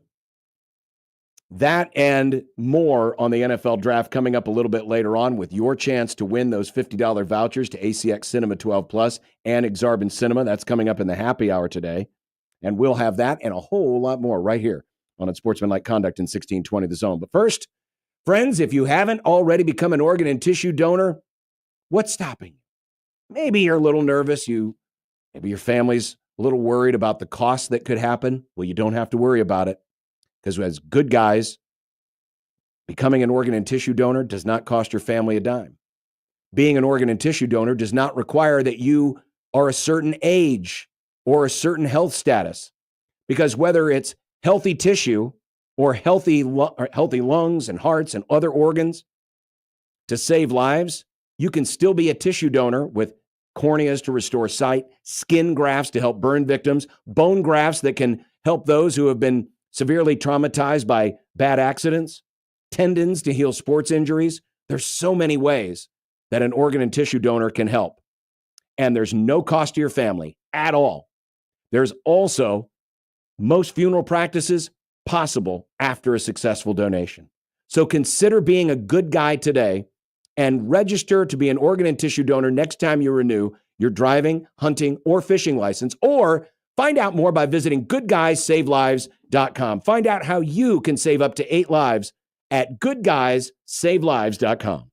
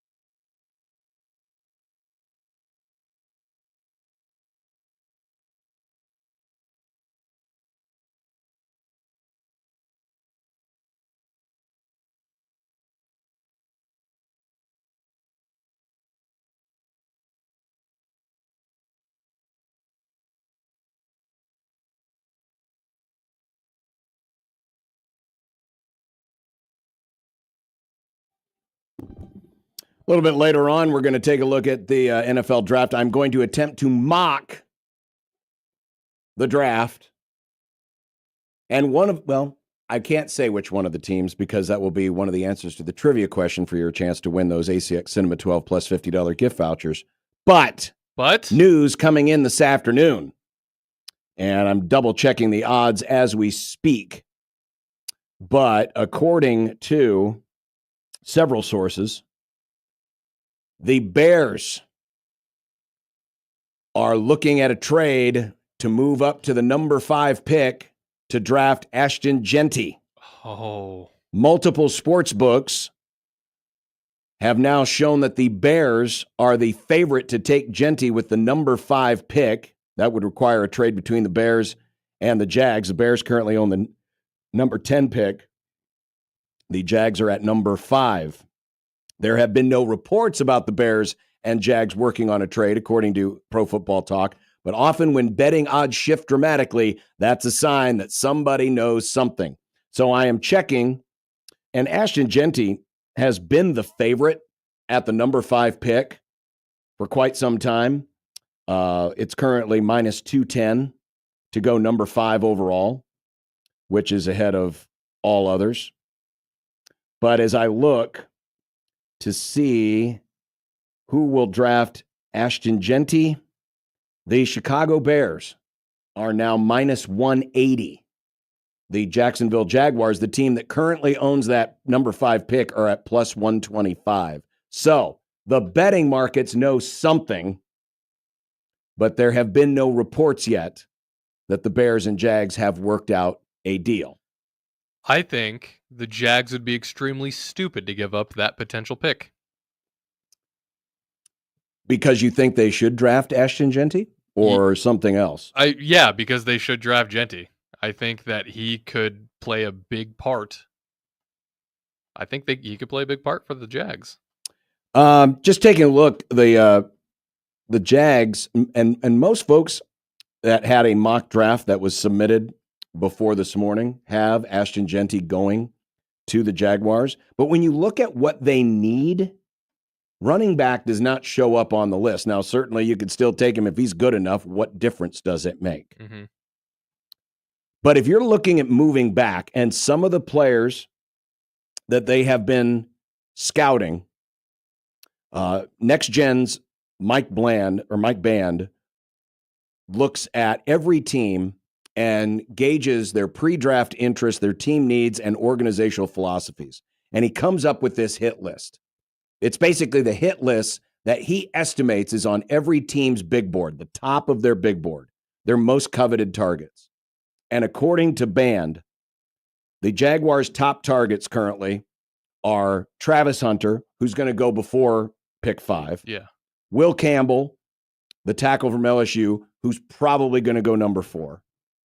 Jeanty, Mason Graham, the tackle from defensive tackle from Michigan, Tet McMillan, the wide receiver from Arizona, Tyler Warren, the tight end from Penn State, Kelvin Banks, the tackle from Texas. Well, if this is to be believed, and you look at what the Jaguars need, there's going to be good defensive line, good corner, good safety, good offensive lineman at that number 10 spot. So the trade makes sense if the Jaguars are trading or are making this deal and drafting for need versus drafting best player available. So it does make sense. But yet there has not been any reporting yet that this has happened. But when the Vegas lines start to change, that's when you know something is happening. So Bears fans, keep your radar up. There's a chance you could be moving up, and Ben Campbell could be getting Ashton Jeanty. Speaking of the draft, Matt Rule, because Shedeur Sanders has been everywhere, and we didn't get a chance to talk about this yesterday, but we did talk a little bit with Eric Edholm, because Daniel Jeremiah did his final scout article looking at the NFL draft yesterday and talked to a variety of different player personnel, assistant coaches, coordinators, all anonymously to get their assessment of each of the picks.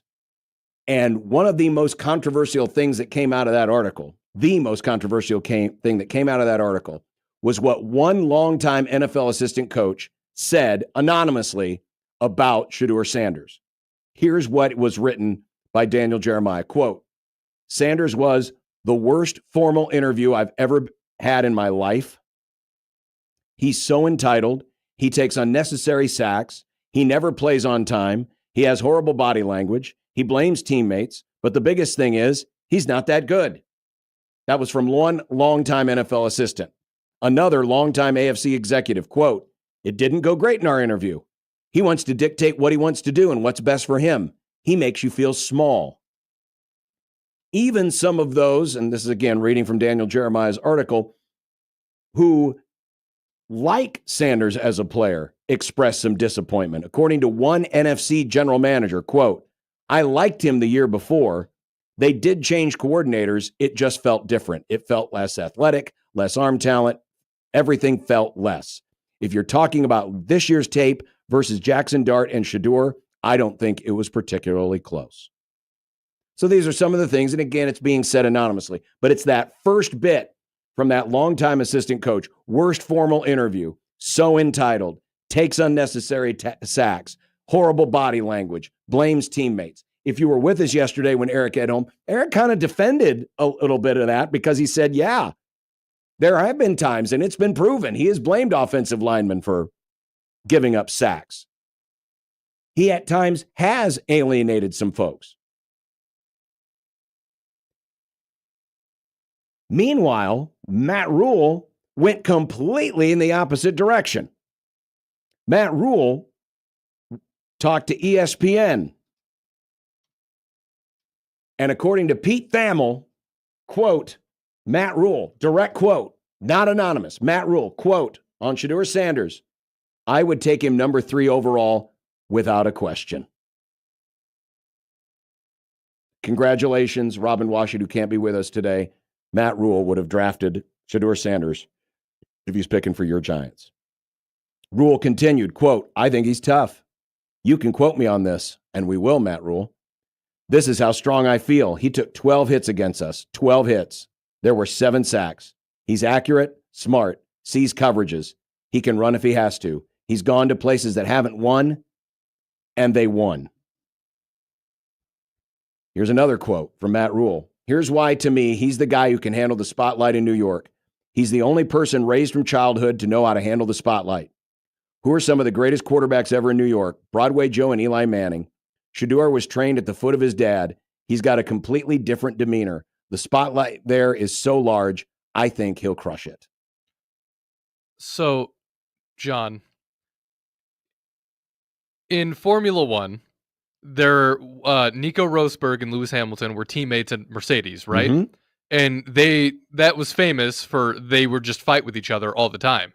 But whenever Nico talks about Lewis Hamilton now, he always talks him up because that makes Nico look like he was really good.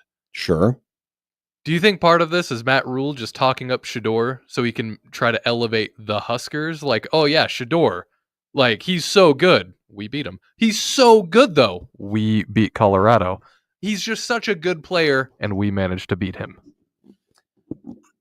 I mean, that is some next level thinking. If I'm that just is asking questions. no, and I'll answer them. There's no benefit. I don't think there's enough benefit to Matt Rule if that were his motivation. Mm-hmm. Essentially, retroactively talking up his team from last year to prop up Shedeur Sanders. There's probably some of that there because, yes, he is very familiar with Shedeur. He played him 2 years in a row. I think it's probably, if there's anything that's motivating this, it's probably to take some of the heat away from the feud that was developing between Deion and Rule. Mm-hmm. Remember the whole flap about stepping on the logo? Who Yeah. prompted that? Shedeur Sanders.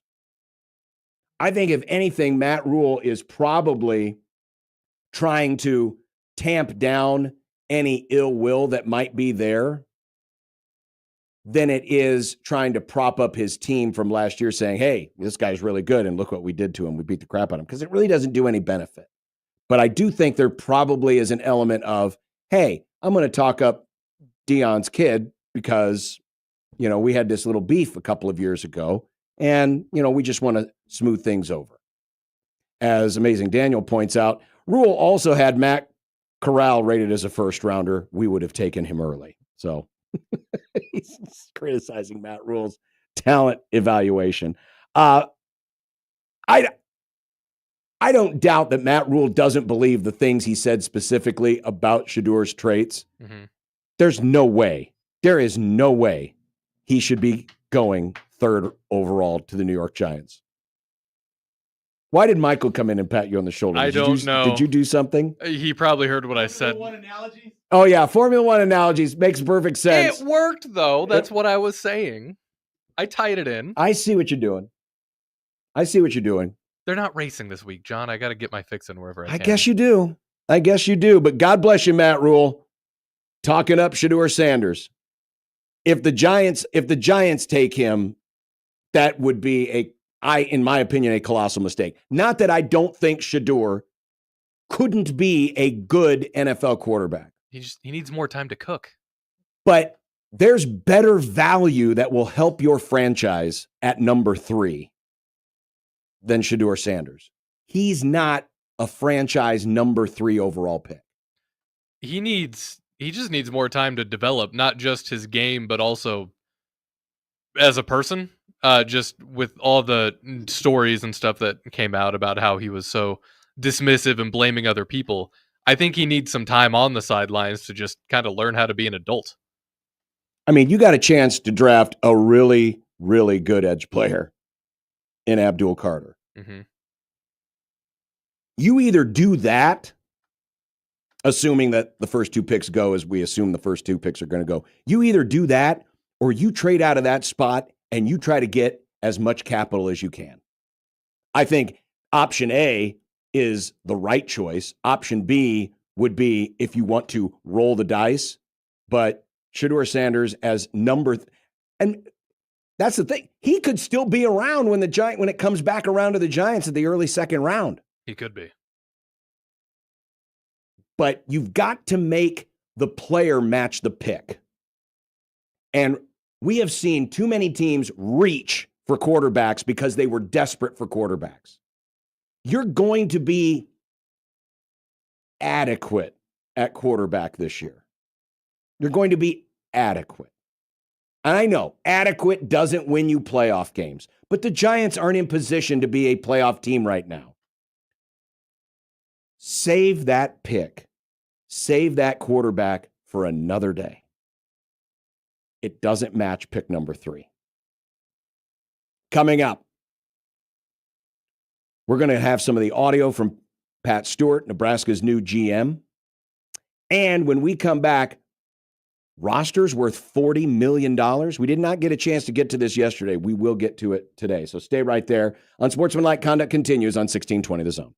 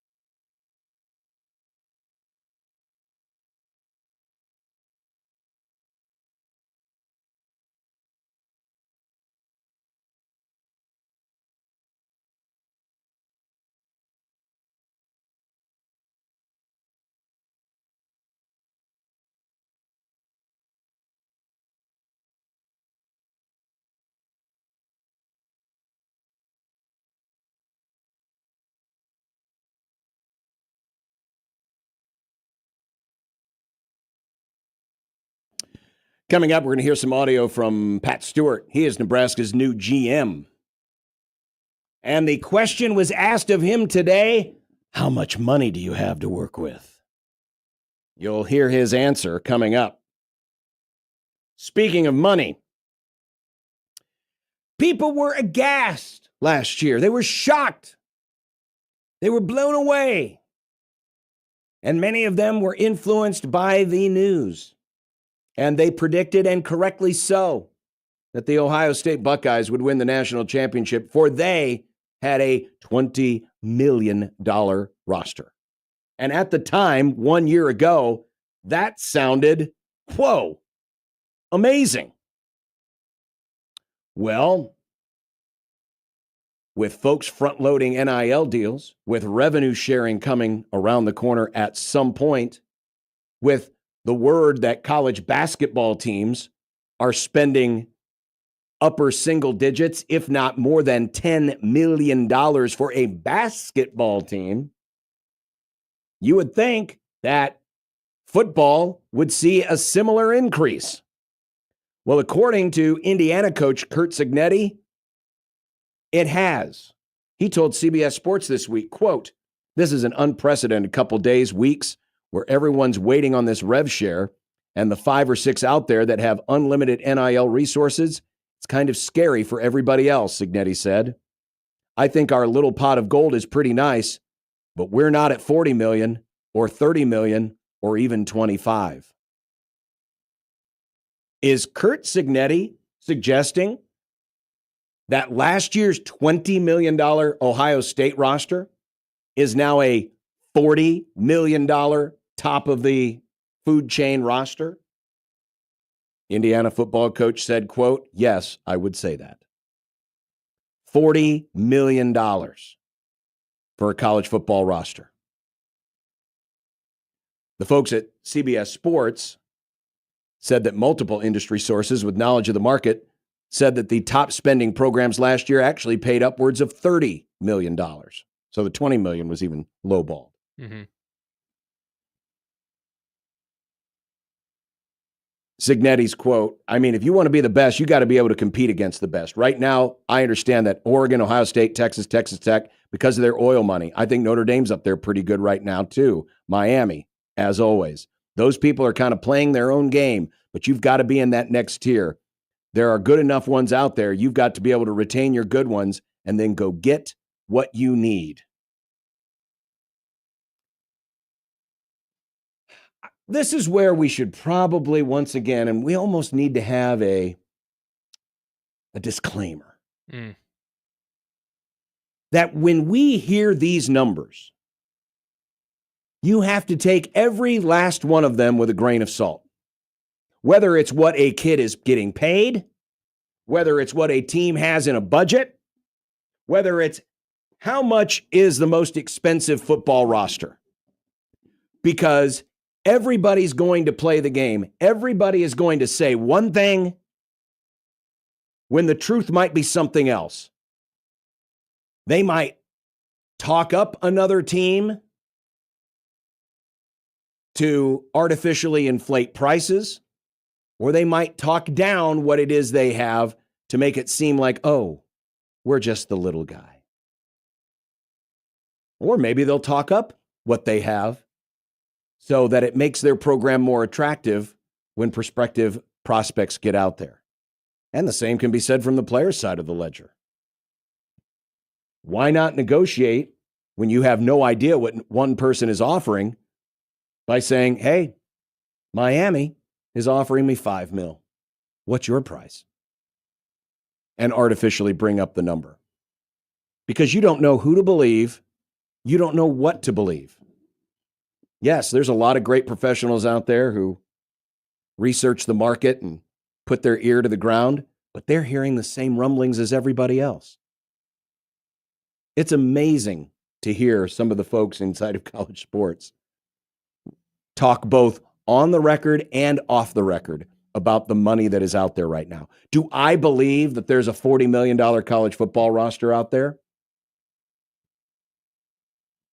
I believe it could be true, but I don't think it is true. Not yet, anyway. Because that's the one thing that has not been discussed enough when it comes to all of this. Whether it's front-loading these NIL deals to get ahead of the settlement and when rev share officially kicks in. But there is going to be a point.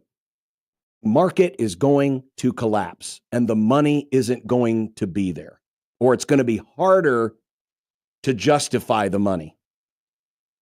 Because once we get to the revenue share side of things and everyone is supposedly set at $20.5 million that they can split amongst their programs, there is going to be a cap. Now, how well it can be enforced, that remains to be seen. But because this has been part of the whole process, because this has all gone through the legal system, there's going to be some kind of enforcement. College sports will always find a way to cheat. They always have. They always will. But how is this market going to be able to sustain itself for this long? At some point, there's going to be a collapse. And then what happens? Jesse joins us on the hotline this afternoon. Good afternoon, Jesse. What's on your mind? Good afternoon, John. With all due respect, as a Jays season ticket holder, I question how you can sit there and say you don't think there's a $40 million college football team when you do play-by-play for a Jays team that, according to everything we're reading, and maybe you've got the inside on this, got to be 5 to 10 million. Yes? No? Why would you say 40 million is possible just because Creighton might have a $5 million roster? So you we're talking about Ohio State, who has unlimited funds, and Creighton, who does not. And you're talking about 12 guys getting 5 million. You don't think 100, or you don't think 80, 85 are getting 40 million? I don't think so in the moment. I'm not saying it's not possible. I said it's not. It's possible. I just don't think that's the case right now, because I think right now what you're getting is a lot of coaches just talking out of their you-know-what. Because I don't argue that, but I think some of your upper echelon SECs and Big Tens are absolutely at 40 million. Maybe. I tend not to believe it in the moment.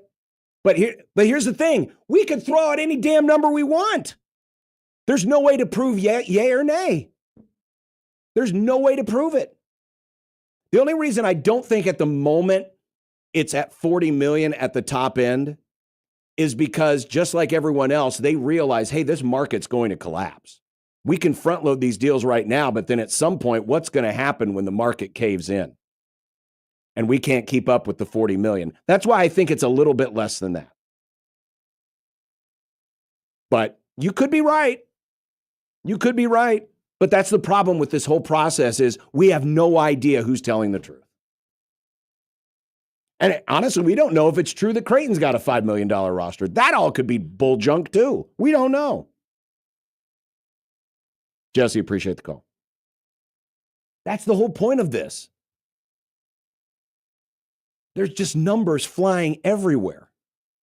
And people are using it to spin their narrative, whatever their narrative is. I don't know if we can trust any of them. Yes, there's millions of dollars out there. Absolutely. Not denying that. I do question right now if it's 40 million. I mean, if last year it was 20, how in the world could it double in a year? Maybe it could. I could be naive. Someone who knows what Nebraska has to spend and could tell us is general manager Pat Stewart. Stewart's going to, well, he's not going to join us, but he'll join us on an audio version. He had a press conference today. We're going to play back some of that audio, and he's actually going to be asked the question, how much money do you have to spend? We'll find out coming up here on 1620 The Zone. We just got done talking about NIL. Well, you can participate as well. Heck, maybe you can help that team get to $40 million. Okay, let's pump the brakes just a little bit, because on the line is not here to break your bank. They're here to make giving to your favorite school's NIL more fun and engaging and as affordable as you want to make it. With their policy, their plan, their website at athleticsontheline.com, you can go to that website today.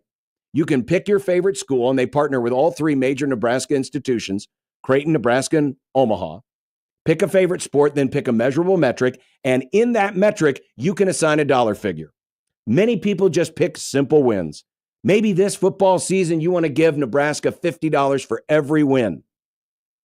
You can set that price. You can set a baseline budget so that if Nebraska overachieves, you're not going to break your own personal bank. But it's your way, your small way that you can give to NIL efforts to your favorite team to help them recruit and retain the best athletes and do so in a more fun and engaging way. It's rewarding your team when your team rewards you. It's On the Line, based right here in Omaha, and they partner with all three major Division I institutions in the state. Find out more by visiting athleticsontheline.com. That's athleticsontheline.com.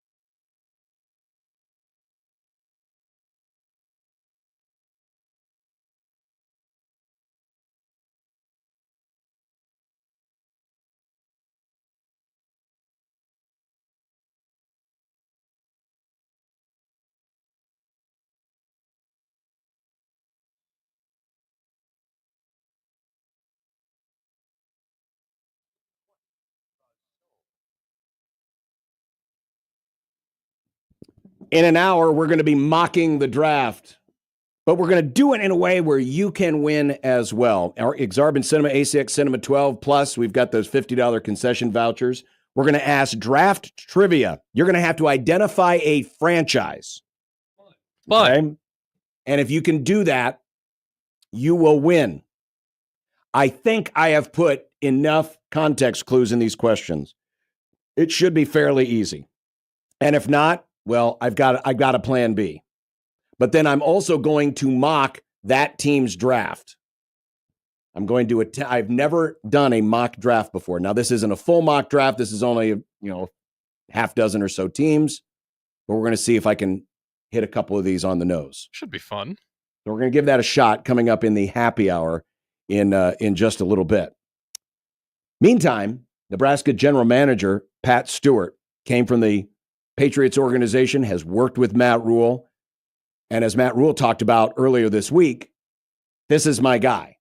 This is my guy who is going to handle these problems, who's going to deal with the money situation. I'm going to be the coach. He's going to deal with the money. Now, of course, every answer and every decision eventually falls in my lap, but I trust Pat to handle the money, to be able to help build me a roster and balance our budget, which are things I never thought I would say in college sports, but it's true. So here was Pat Stewart today. And one of the first questions asked to him was, coming from the pro ranks, what are the adjustments going from pro to college? The rules are constantly changing, right? So we're kind of going to adjust. I've been fortunate to have been a couple of different places, exposed to a lot of different things. We'll use some different mechanisms that we've used at those places at this level and try to, correlate to how this structure works. Like we've worked with the salary cap in the NFL. Salary cap here isn't really the same thing because there's different mechanisms you can use for moving money forward, incentivizing contracts. You really can't do that under this setup. So that'll be a change that I'll have to get used to. That is probably one thing that Pat Stewart is very happy about. And I know he's a professional. He's been in the business. So it's like a geometry teacher knowing all the answers. Knowing the NFL cap structure and knowing all the ins and outs is probably a second language to him. But to most of us, it's as confusing as all get out. The deferred money, all the things, how much of a cap hit is it actually? That's one thing you're not going to have to deal with at the college level. Mm-hmm. I mean, you have a cap. It's $20.5 million, and it depends on what football's cut it's going to be. But it should be pretty easy. There's going to be a budget set for you. It's going to be X million dollars. And then you can just do a line item and say, this player's getting this much and this player's getting this much. And it should be pretty easy math. So at least from that standpoint, Pat Stewart's probably like, oh, this will be kind of cool. Now, there's a lot of other things that he didn't have to deal with at the professional level. He's going to have to deal with here, including the rules changing all the time. Yesterday, when he woke up, Pat Stewart thought, I got to help Matt Rule get this roster down to 105. Now today, maybe we don't have to do that because everything keeps changing. Pat Stewart was asked point blank, how much money do you have to work with? Do you know how much money you're dealing with? We don't. Yeah. We've talked internally, but we're not going to talk about that publicly. Yeah. So unlike Georgia, who did publicize what they were going to do in revenue share, Nebraska is not. They've talked about it, but that is it. And I'm just going to go back for reference. This was from the online Athens story. And this is what Georgia said they had planned to do. They're going to do the full $20.5 million. They're going to buy a lot of cars. Football is going to get $13.5 million. Men's basketball is going to get. It just moved on me. I'm sorry, folks. I hate it when these websites move around on me. Mm-hmm. Men's basketball 2.7, women's basketball about 900,000. And then the rest of the money, the rest of the $20.5 million will go to the smaller sports. That's what Georgia says it's going to do. Now, they could change that, and maybe they will. But Pat Stewart says, no, we don't know what we have to work with yet, and we're not going to talk about it. My guess is they have a really good idea how much money they're going to have, and we've been told they could get upwards of $16 million. I think they have a pretty good idea, but it's going to be kept under lock and key. Pat Stewart, of course, has a working relationship with Matt Rule. He was asked today, what do you like about working with Matt Rule? Why do I like Matt? It's a good question. We see things a lot of the same way as far as football, what it's about, what kind of players we want, the type of people we want to build the team around. We see things a lot of the same way. I had talked to a couple of different places during the course of last year, just kind of getting the feel for like what this is all about in college football now. And when I decided that it's going to be something I wanted to do, I decided it's only going to be with somebody that I know, just because there needs to be that alignment. Because none of this works at any level if there's not alignment between what the head coach wants and what we give him. And that's another one of the biggest differences between the college model as it has been built or is being built and the pro model as it has been built. The general manager usually oversees the head coach. In the college model, in the Nebraska model, the head coach oversees the general manager. So the old axiom, the old saying from Bill Parcells, you want me to cook the meal? I should be able to buy the groceries. While Matt Rule has someone to buy the groceries for him, he's being given a list by Matt Rule, and they will work in concert. So it should work. I mean, the two should work pretty well together. My guess is that these two will be tied at the hip. And if there's any disagreements, they'll be professional disagreements, but they won't be the kind that's going to lead to an explosion. Because the head coach is the boss. The general manager is pretty much the money guy. Pat Stewart comes from the Patriots organization most recently. He was asked about the Patriot Way and their scouting principles and how that applies now to Nebraska.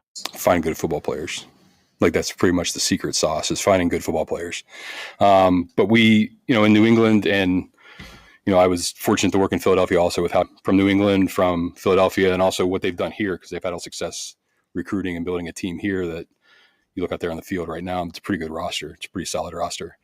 But as far as like the Patriot Way goes, it's about finding tough, smart, dependable players that can consistently compete to win championships and perform in pressure situations. So those are the guys that we're looking for. And it's that last point, and Matt Rule has been stressing this through the spring.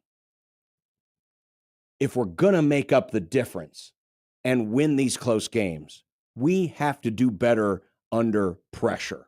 We have not been a good enough team under pressure. Think about how radically different the last 2 years would have been if Nebraska could have closed the deal. Most of the time it's been from an offensive perspective, but sometimes, in the case of the Maryland game last year, or 2 years ago, defense couldn't get it done and let Maryland drive the field and win the game. Performing under pressure. Pat Stewart was asked about how you find players who have experience in pressure situations. That's when games are won and lost, right? Like, you can look at games around the country every week, college and the NFL, and most of them are decided in like a 5-play stretch where a decision has to be made and you have to perform at high speeds and make decisions at a high level.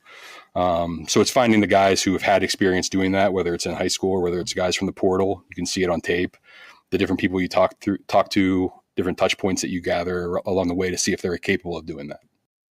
Translation to me, seems like Nebraska's going to really focus. One of the attributes it's not just going to be how well you block, how well you run, how you tackle, how you catch a pass, how you throw a pass. But it's also going to be, what kind of a program did you come from? Are you a winner? Did you come from a winning program? because it's hard to develop those pressure situation skills. You can be a really good player. It's not like you can't be a really good player on a bad football team. But then how do we know really how you do under pressure when your team doesn't win? And so I think you're going to see a lot more focus, and there's probably been a lot of focus already, not only on how good the player is individually, but what kind of a team did you come from? What kind of a program did you come from? And those are some of the issues, or some of the things that some of the attributes they're going to look at in finding those players who can perform under pressure. Nick, I'm going to skip ahead here. Let's go to the last cut, number 8, because it kind of ties in to kind of wrapping up this part of the conversation. And that is, Pat Stewart asked about, what have you seen in the roster? What kind of quality do you see in the roster that you are now inheriting as you come into the Nebraska program? I think just watching them for the last 14 practices and how they've competed, in my experience going on the road as an area scout and watching a bunch of college football, just being exposed to different teams. You kind of go out there as a scout and you're really looking at, the guys that you're evaluating, and as a big picture, like, what does this program look like and how hard do they work? Because you want to be able to take that back to know that somebody can work in your system, right? So just evaluating, like, not only the talent, but also like the effort, the grind, the grit, the toughness of this team has been really impressive. And then we get to the last portion here with Pat Stewart, and this can be the trickiest part. He has been working with older athletes. He's been working with adults. And it's been a business. It's been a straight line business. It's a cold, cutthroat business. And when you're talking about money, that can be a very personal issue. We had some of the audio from Matt Rule earlier this week, and he discussed that. Well, it's going to be Pat Stewart's job to handle those money conversations. As Matt Rule said earlier this week, that's Pat's job. He'll handle it. Well, here was Pat Stewart on talking to college players about the money. This is 6, Nick. Yeah, I think, one thing I've said to a couple different guys and their parents is those discussions can get pretty personal. I'm a father of 2 boys. They're not ready to take NIL deals or anything like that yet. They're 8 and 5. But it's one of those things where when you hear where somebody values your child and it doesn't match up with what your opinion of them is, there can be some feelings.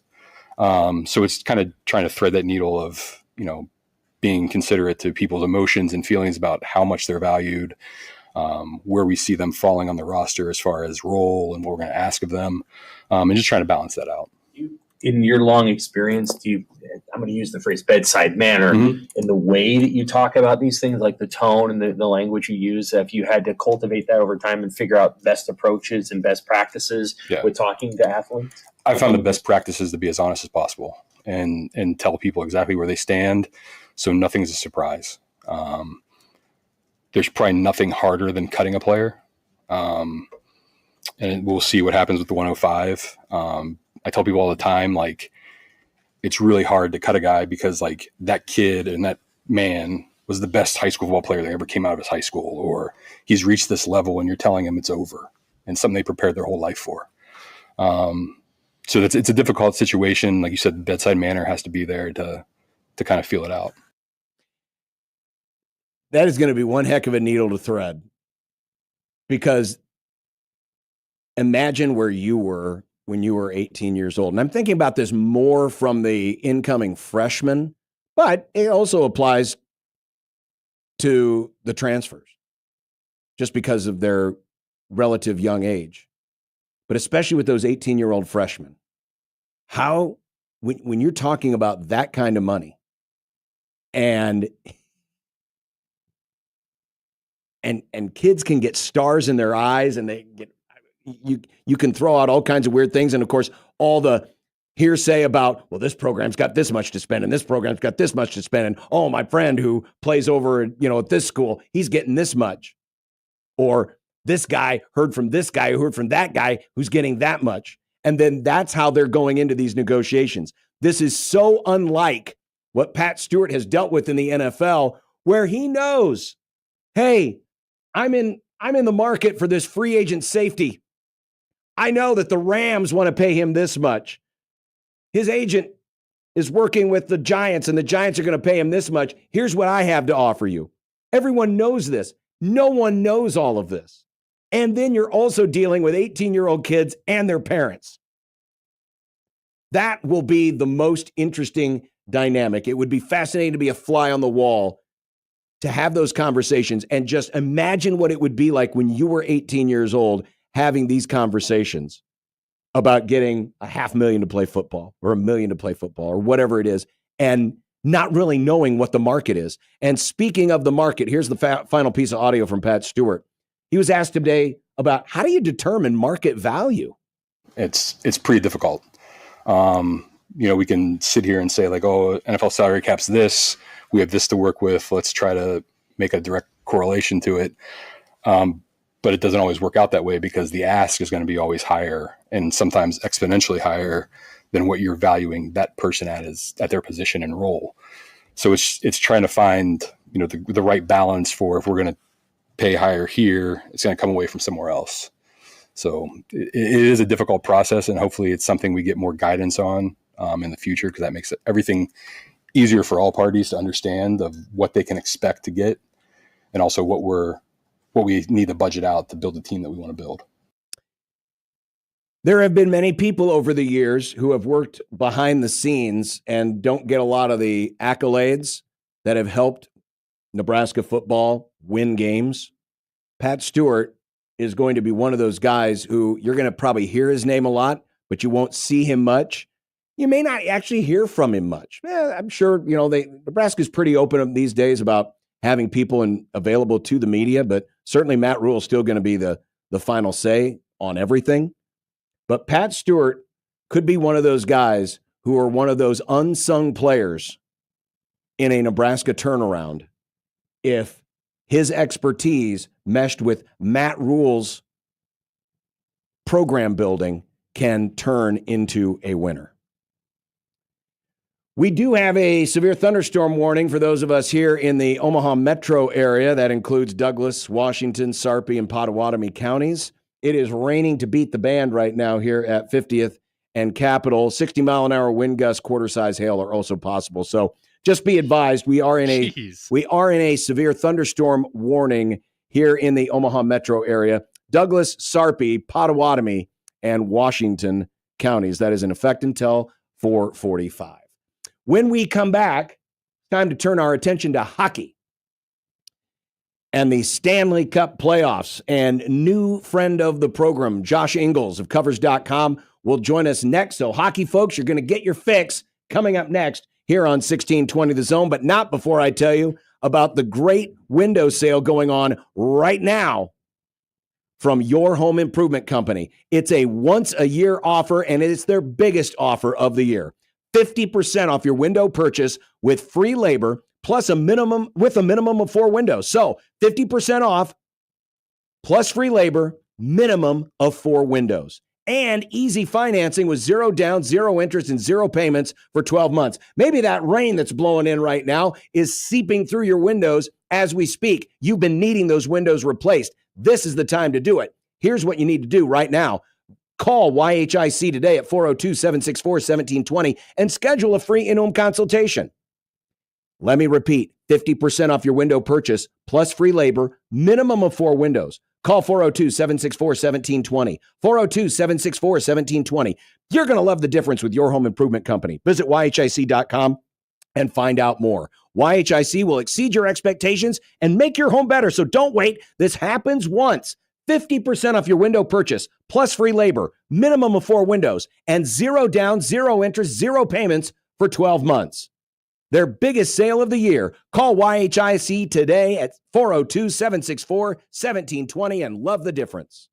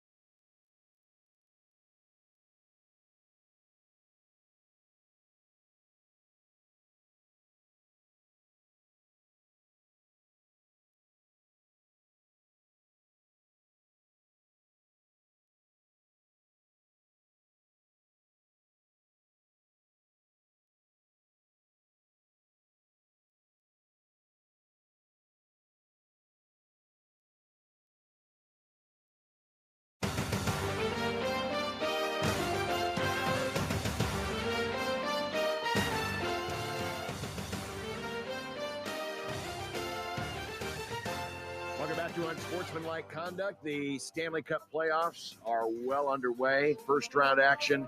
Got a lot of series that some interesting results so far. A lot of the favorites, though, seem to be doing pretty well. Let's check in with Josh Ingles, who covers the NHL and does it for covers.com. Josh, we appreciate the time this afternoon. Appreciate it. We're on day 6 of the NHL playoffs. There's a lot going on today in terms of sports. Got some getaway baseball, NFL draft, but let's not forget about today's 4-game slate and what is the best professional sports playoffs in hockey. Well, let's talk about a little bit what happened last night. The Dallas Stars entered the playoffs on a 7-game losing streak, then proceeded to lose game 1. They have led for all of 63 seconds in this series, and yet, thanks to another overtime win last night, they're up 2-1 on the Avalanche. What explains this? Well, let's throw the 7-game losing streak kind of out the window, whatever they were doing before. There were a lot of teams. I mean, the NBA introduced load management, and the NHL with the Four Nations face-off this year kind of took in that mentality, especially down the stretch because of the playoff format. A lot of these guys already were locked into where they were in their position. So there wasn't a lot of jockeying for playoff postseeding. So Dallas could kind of rest up, see where they were going. I mean, Tyler Seguin wasn't really in the lineup during that losing streak. So he's back. That second line with him, Mason Marchment, and Michael Duchesne is an absolute force right now. And you don't have to lead. That's the beauty of hockey. If you keep things close, you can switch momentum. No sport has momentum like hockey does. And with those numbers, those seconds, not even minutes, those seconds that Dallas has not led in this series, they're somehow up 2-1. And everyone was talking about Colorado. They were talking about the Gabriel Landeskog momentum. But guess what? Colorado's dropped 2 games now, back-to-back, leading in the third period, giving up a goal in overtime. Their goalie's been the best in all of the playoffs, yet they find themselves down 2-1 in the series. And if they lose both games at home, series over. You spoke of Landeskog just a moment ago. He came in and had good minutes last night, but beyond the emotional boost, what can he give after being off for 3 years? It's going to kind of show even more warts when they do go on the road, because the big thing here is they're so top line driven right now. Basically just Nathan McKinnon. I mean, Valerian Shushin finally got on the board. He hadn't got a point in the first 2 games of the series. Jonathan Drouin had 2 points, but those were on the power play. So that second line with Brock Nelson hasn't done anything, honestly. And then when they go on the road, they're going to need secondary scoring, because it's a lot easier to shut down Nathan McKinnon when you get last change defensively. So it's a massive rust factor. Just to go into the NHL playoffs is tough after a rest. I mean, someone like Matthew Tkachuk obviously showed that you can do it, but it's just such a massive undertaking, and just getting your legs. It's a different game from game 82 to game 83 plus. And yes, it's cool. You saw them get excited. You saw the early goal, but if you're not going to keep pounding and you're not going to sit there and be aggressive with the lead, which Colorado hasn't, then you find yourself playing on your heels late in the game, and it's cost them 2 games in the series. Josh Ingles, covers.com, covering the NHL. You just mentioned Matthew Tkachuk just a second ago, coming back off of 2 months, scored 2 goals on Tuesday. How worried should the rest of the Eastern Conference be that the Panthers seem to be fully armed and ready to go to defend the Cup? Petrified, absolutely petrified. I'm a Leafs fan, and I'm like, okay, beautiful. Like this, we finally have a good path. We get the Senators in round 1, and then Tampa Bay and Florida can just beat up on each other, 7-game series, hopefully, and then either one of those teams goes into the second round pretty banged up. Thought Tampa Bay would have a lot better punch in game 1. They lost their number 2 defensive center in Cirelli, who is questionable today. That's a big loss. If they don't throw the first punch today, that's trouble, because all of a sudden you look at that Florida lineup. Tkachuk only played 11 minutes and 40 seconds in that game. That's the scary thing.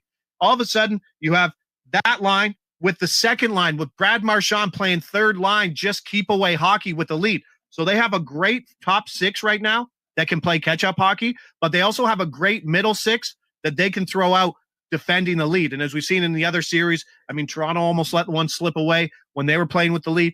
These teams need to close out, and that will be the difference. You're playing 1-goal games in the third period, 20 minutes. Show me that you can lock things out. Washington did it last night. They almost let it slip away again, but that's what you have to do. You're not sitting there with 3-goal leads in the third period. Play forward, counter well, and protect that lead. All right, we'll let you scratch your itch here as a Leafs fan. The core four, so far making up a little bit from the early playoff exit last year. What have you made of their start and this 2-0 series lead so far over Ottawa? Different team. I mean, they've obviously had to go against the Tampa Bays and the Floridas in the first round and back years. It's been a rough go facing basically the two teams that have represented the Eastern Conference in the Stanley Cup Finals in like 5 straight years. It's a tough run to get out of that. I get it, but they have a lot of experience now. Ottawa just isn't a roster that can compete. There are the haves and have-nots in the NHL playoffs, and sadly, Ottawa is in the have-not group. They're kind of just maybe lucky to be there. I think they only got 4 guys on the team right now with playoff experience, and Nick Jensen's their only defenseman who didn't even skate today. Right now, Toronto is locked in. And the thing that you have to be worried about if you're an Ottawa fan, you want to be aggressive with Toronto. Toronto's got that soft label. You want to push your weight around. Well, guess what? Toronto scored 4 power play goals versus you over 2 games, and now you're a little worried about how aggressive you can be. And it's not just we got a couple goals. Toronto has scored 4 power play goals 20 seconds into each of those power plays. So throw your best versus our best. We're winning that battle 5-on-4, and you can't stop us. And we have the better goalie, and we got the better roster. We probably got the better coach. 4 or 5 games. Be surprised if this one goes 5 games. I've had to bet between 4 or 5 games in this series. Going 4. And I think when we're looking at the odds, Ottawa's a slight favorite tonight, -115 to -105. And I think a lot of being what is priced into that is that it's just hard to beat teams 3 games in a row in the NHL. You see it in baseball. You see it. We don't really see it in football, but it's a really hard thing to run the table in the series. But here we are. Toronto fans are going to travel well to Ottawa. It's not really much of a home ice advantage. And Toronto has the deeper lineup where they can throw the first line out, match up. But I don't even know if Ottawa and that defense can match up versus the second line in Toronto on the road. Josh Ingles, covers.com. We're going to stay in the East because there's a lot of interesting teams in this conference. Alex Ovechkin, of course, the greater one now with the goal record, but first ever career overtime goal, which is crazy in a playoff game. 100%. Caps are up 2-0. But you always say you want to lean on your stars in crunch time, in playoff time. Do you think, though, the Caps might be looking too much to Ovi to be the hero? No, I think the second line is an absolute difference maker with Pierre-Luc Dubois, Tom Wilson, and Connor McMichael, who had a pair of points. Like, there's other punches in that lineup that can throw. On the other side, it's Montreal that has that issue. They're one of the top heaviest teams in hockey. If it's not Suzuki, if it's not Caulfield, and if it's not Nick, Suzuki, Caulfield, and Slafkovsky, if it's not those 3 getting on the score sheet, this team has no offense. Patrick Laine was benched in the 3rd period because let's stereotypes aside, he is not an NHL playoff performer. That is not his game. He needs space. He needs to get his shot. But in the playoffs, you don't get that. You need to create that. And that's why we saw Marty put him on the bench. And right now, you're going to have to get guys like Demidov or Gallagher to step up. And it's just going to be hard. I mean, the Bell Center is going to be absolutely rocking in game 3, but they don't have much hope. Same thing. If I had to bet between 4 games or 5 games, going 4 games in that series. Josh, Minnesota got the split in Las Vegas. Now they get home ice for the next 2 games against the Knights. Is there any room here to back the home dog over these next 2 games? 100%. Absolutely 100%. I love Minnesota right now. And when you can get your top line scoring on the road versus Vegas and those defenders, that shows you that when they go home, Vegas will have no answer for Kaprizov and Matt Boldy. I mean, Joel Eriksson hasn't touched the score sheet yet, but it's been Boldy and Kaprizov. And this team kind of struggled down the stretch, but now they have maybe a player who, if he was healthy all year, could have been a contender for the MVP in Kaprizov. So love what they're doing. I love the price them at +135 today at home. I think this game is absolutely going to be a 1-goal game, and that kind of leads value on the dog side. But Vegas doesn't even have a top point from Jack Eichel and Stone. Like, their top line hasn't done anything. And now you're telling me they're going to go on the road here versus a pretty good defensive unit in Minnesota and Philip Gustafsson, who is an elite goaltender and goes over. He has stretches of being a top 3 goalie right now, and he could be locked in at home. If they can shut down that top line, I really don't like the secondary scoring in Vegas, and one of their bigger contributors on the blue line, Shea Theodore, I don't even know how healthy he is because he's not even touching 20 minutes of ice time since he returned. So Minnesota, love Minnesota in the series, and maybe there's some fans right now in the area who are Minnesota backers. So tell me this, which teams in Omaha do people cheer for in hockey? Is it a melting pot of Colorado, Minnesota, Chicago, or more Minnesota backers? This has been an ongoing joke here on our program for the last few years, but if there's one team that seems to have an inordinate amount of fans, it's the Pittsburgh Penguins. I get it. Okay, there's nothing wrong. I love. I went down to a game last year. Was amazed that it wasn't anything like Philadelphia, right? Like it's very different fans. It was awesome, and then you get to cheer for Sid. So it is interesting to see. Sadly, no playoffs for them, but Minnesota has a legit chance. And I mean, if you're looking at outrights for the Stanley Cup, everything's really priced in. I mean, the Kings are 8-1, Colorado's 9-1, and Dallas is 8-1, which is interesting. Dallas might have a little value up in that series, but Minnesota's still 33-1, which is kind of silly considering, like you mentioned, that they have turned this into a best of 5 with home ice. Are there any of the teams down 2 right now that you have any faith that can come back and win the series? I think Tampa Bay can come back 1. I know they've only down 1. I think Tampa Bay can even the series. I think there's too much playoff experience, too much great goaltending, and too much great coaching with John Cooper behind the bench that team is going to get absolutely embarrassed in game 1 and not come out with a great performance in game 2. Outside of that, New Jersey's done, absolutely done. The losses on the blue line are way too hard to come over. St. Louis can squeak something out. It's going to be another low-scoring game. I mean, the total's sitting at a flat 5. It's the shortest total we've seen so far in the playoffs. They have the pieces. We saw them be the best winning percentage team since the Four Nations face-off. That's a team that no.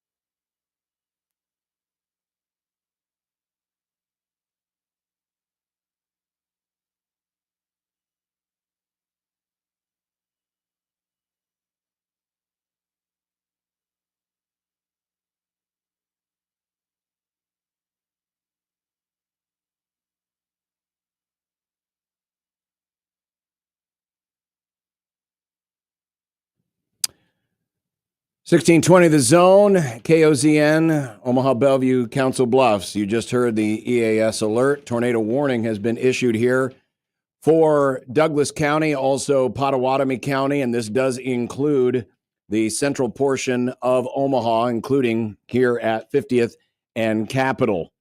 We've had nonstop hail here at our station at 50th and Dodge Street for probably the last 10 minutes. It's been about pea to marble size hail and very heavy rains. The winds have not been terrible at this point, at least not here at our location, but we have had a lot of hail that has hit here and the torrential rain that is coming down right now.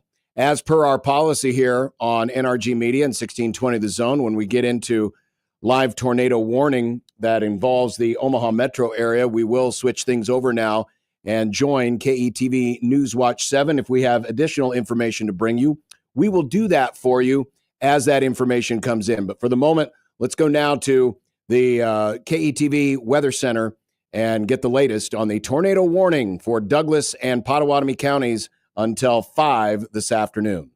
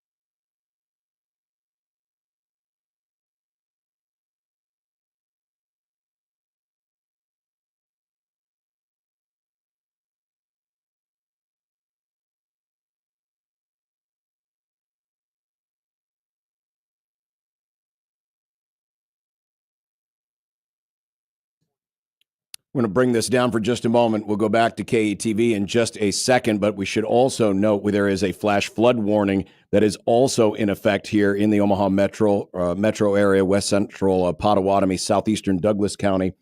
I say that because as we look out the window here at 50th and Dodge, serious hydroplaning going on with puddles that have developed all the way across Dodge Street. So travel is pretty difficult right now. So you're going to have to reduce speeds, but especially in those areas that have lower lying areas, you're going to get some lowland flooding again. And we're on an incline here, and just watching some of the SUVs and some of the vehicles go through the water and the amounts of tails that are being thrown up by the vehicles. So that's another element that we have to deal with here, especially if you're here in the midtown or downtown areas. Is the hydroplaning possible with some very heavy rain that has come through? Again, tornado warning for the Omaha metro area, Douglas and Pottawatomie counties until 5 o'clock. Back to KETV Newswatch 7 here on 1620 The Zone.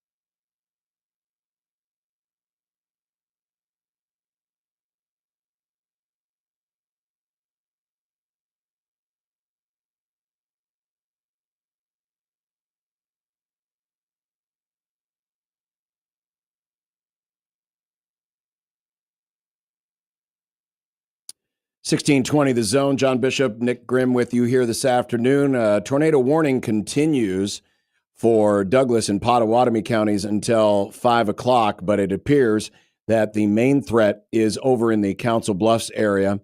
We will stay with coverage until 5 o'clock, and then at which time, should the warning be allowed to expire, we can get back to regular programming. But for the benefit of those of you who've been following along, we are in live storm coverage, tornado warning, that we've been under for about the last 20 minutes or so here in Douglas and Pottawatomie counties until 5 o'clock. Again, we'll reassess here at 5 p.m. and hopefully get you back to regular programming. But for the moment, let's go back to KETV News Watch 7.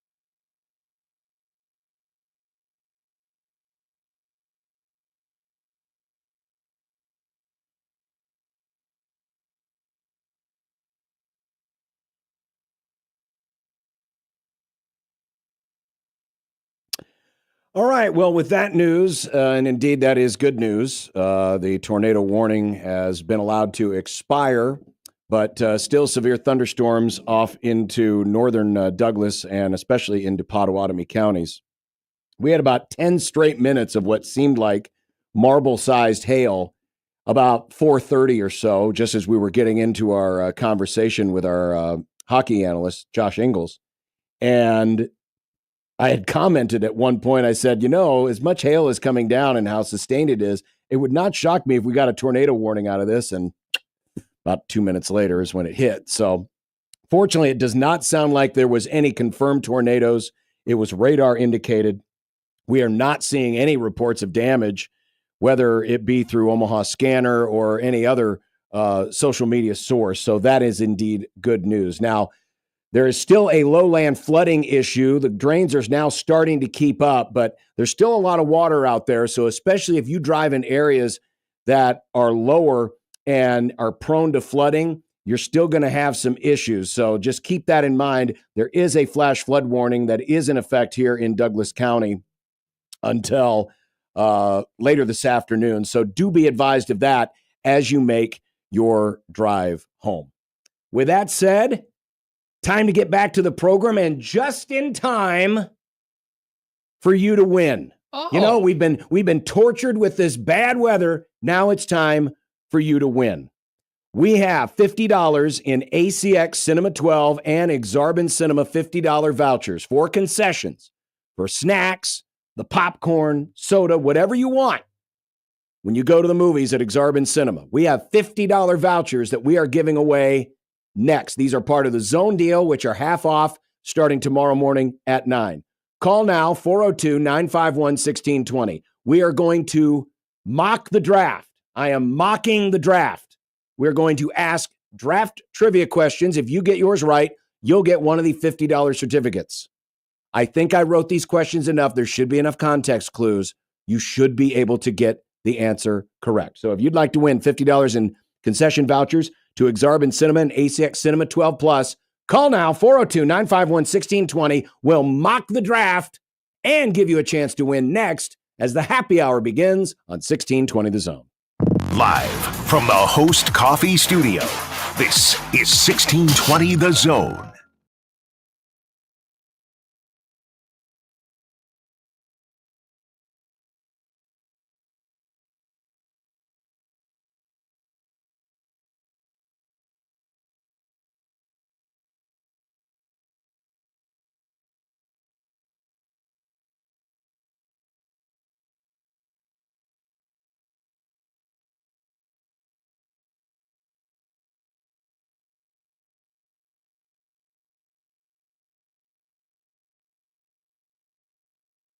This time-saving traffic is brought to you by Plum Right. Spring is here. Flowers are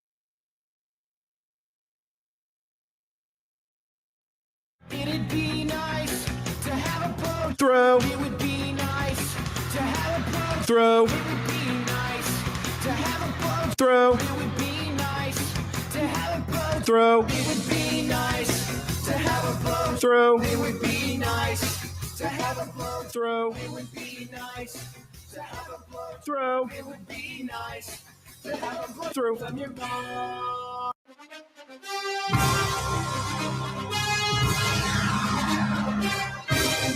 We are less than 2 hours away from the 2025 NFL Draft. First round from Green Bay, Wisconsin. Just got a communication from the youngest son.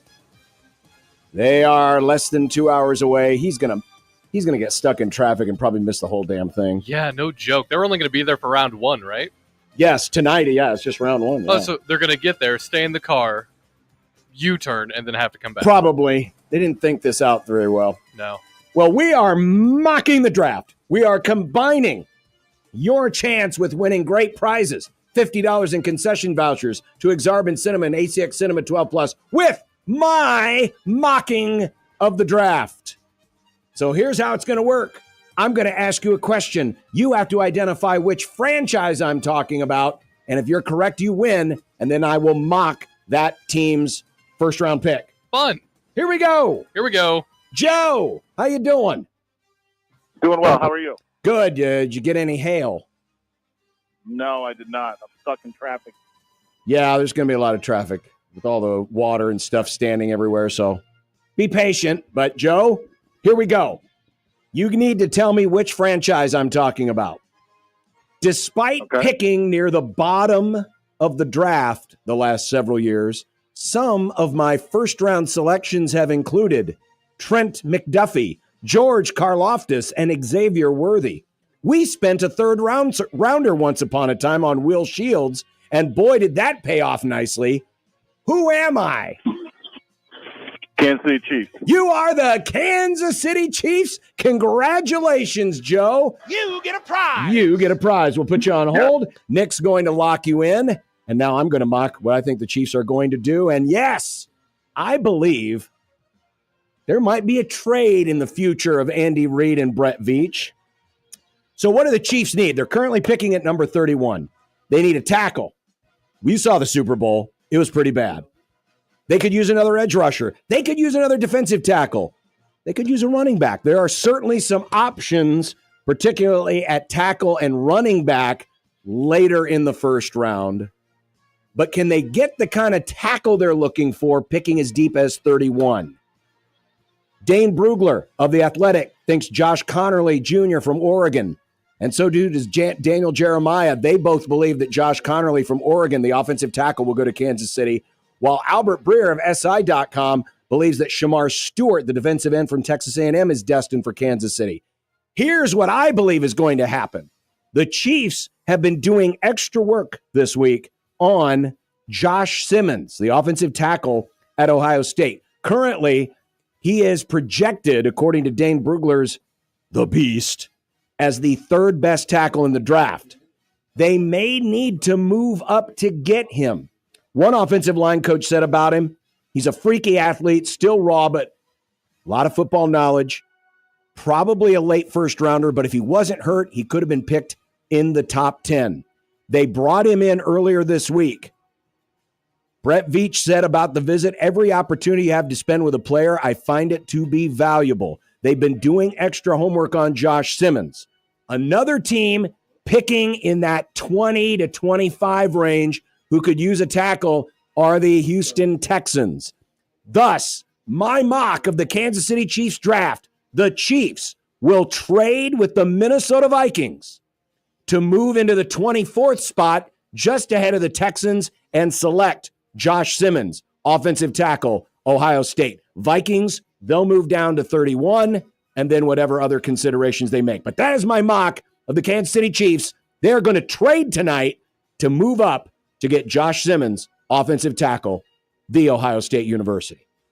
With that said, we now welcome in John.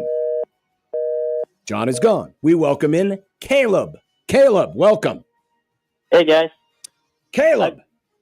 I was hoping you'd say Kelvin Banks Jr., John, but Well, that's possible, but I think they like Josh Simmons. I think the extra work they did on him. I think they may have to move up to get him, but that's my mock. All right, here's your question.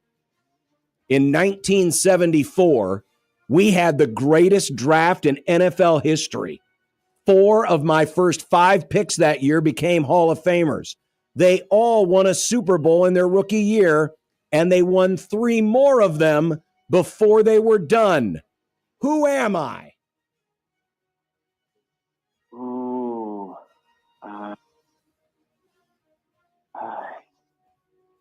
Say the Dallas Cowboys. I'm sorry, it is the Pittsburgh Steelers. Pittsburgh Steelers, Lynn Swann, Jack Lambert, John Stallworth, Mike Webster were all taken in the first 4 of 5 picks, and they all became Hall of Famers. They won the Super Bowl that year. They won 3 more Super Bowls. You are the Pittsburgh Steelers. Here is my mock of the Pittsburgh Steelers. They have pick number 21.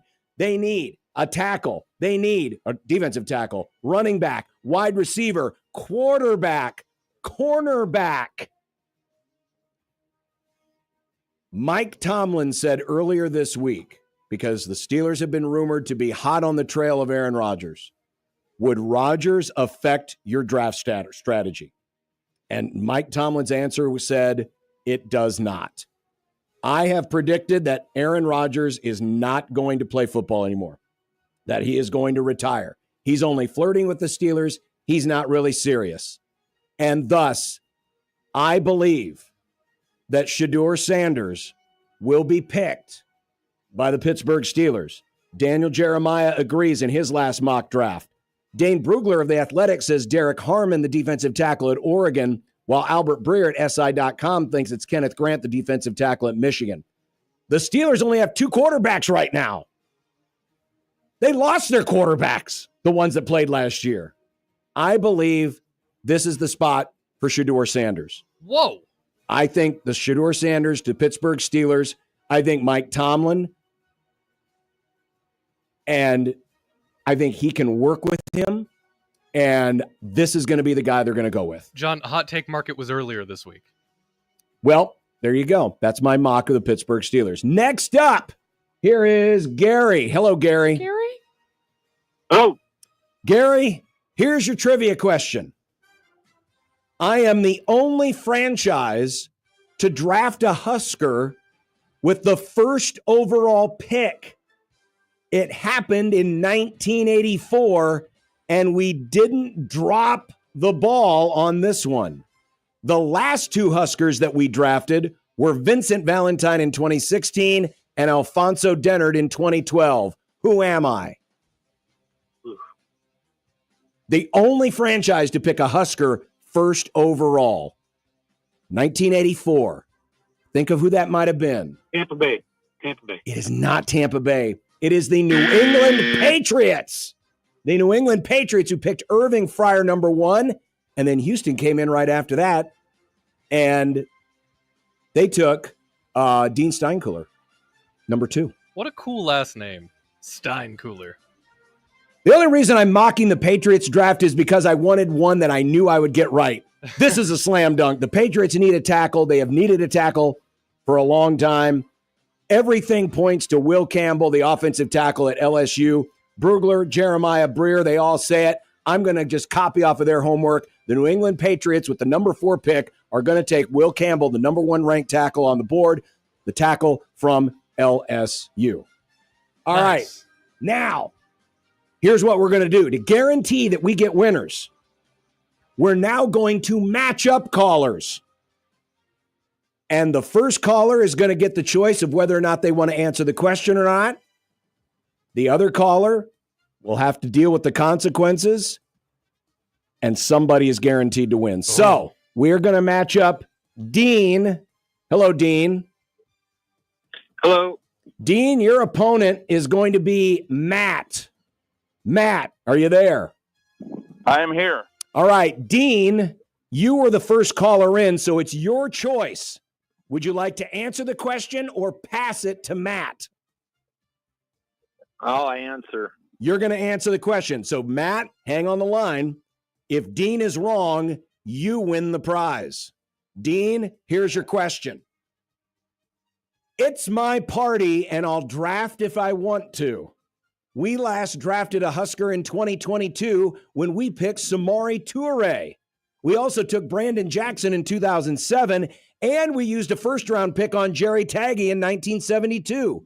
We sure hope that home field advantage helps us in the draft tonight. Who are we? The Packers.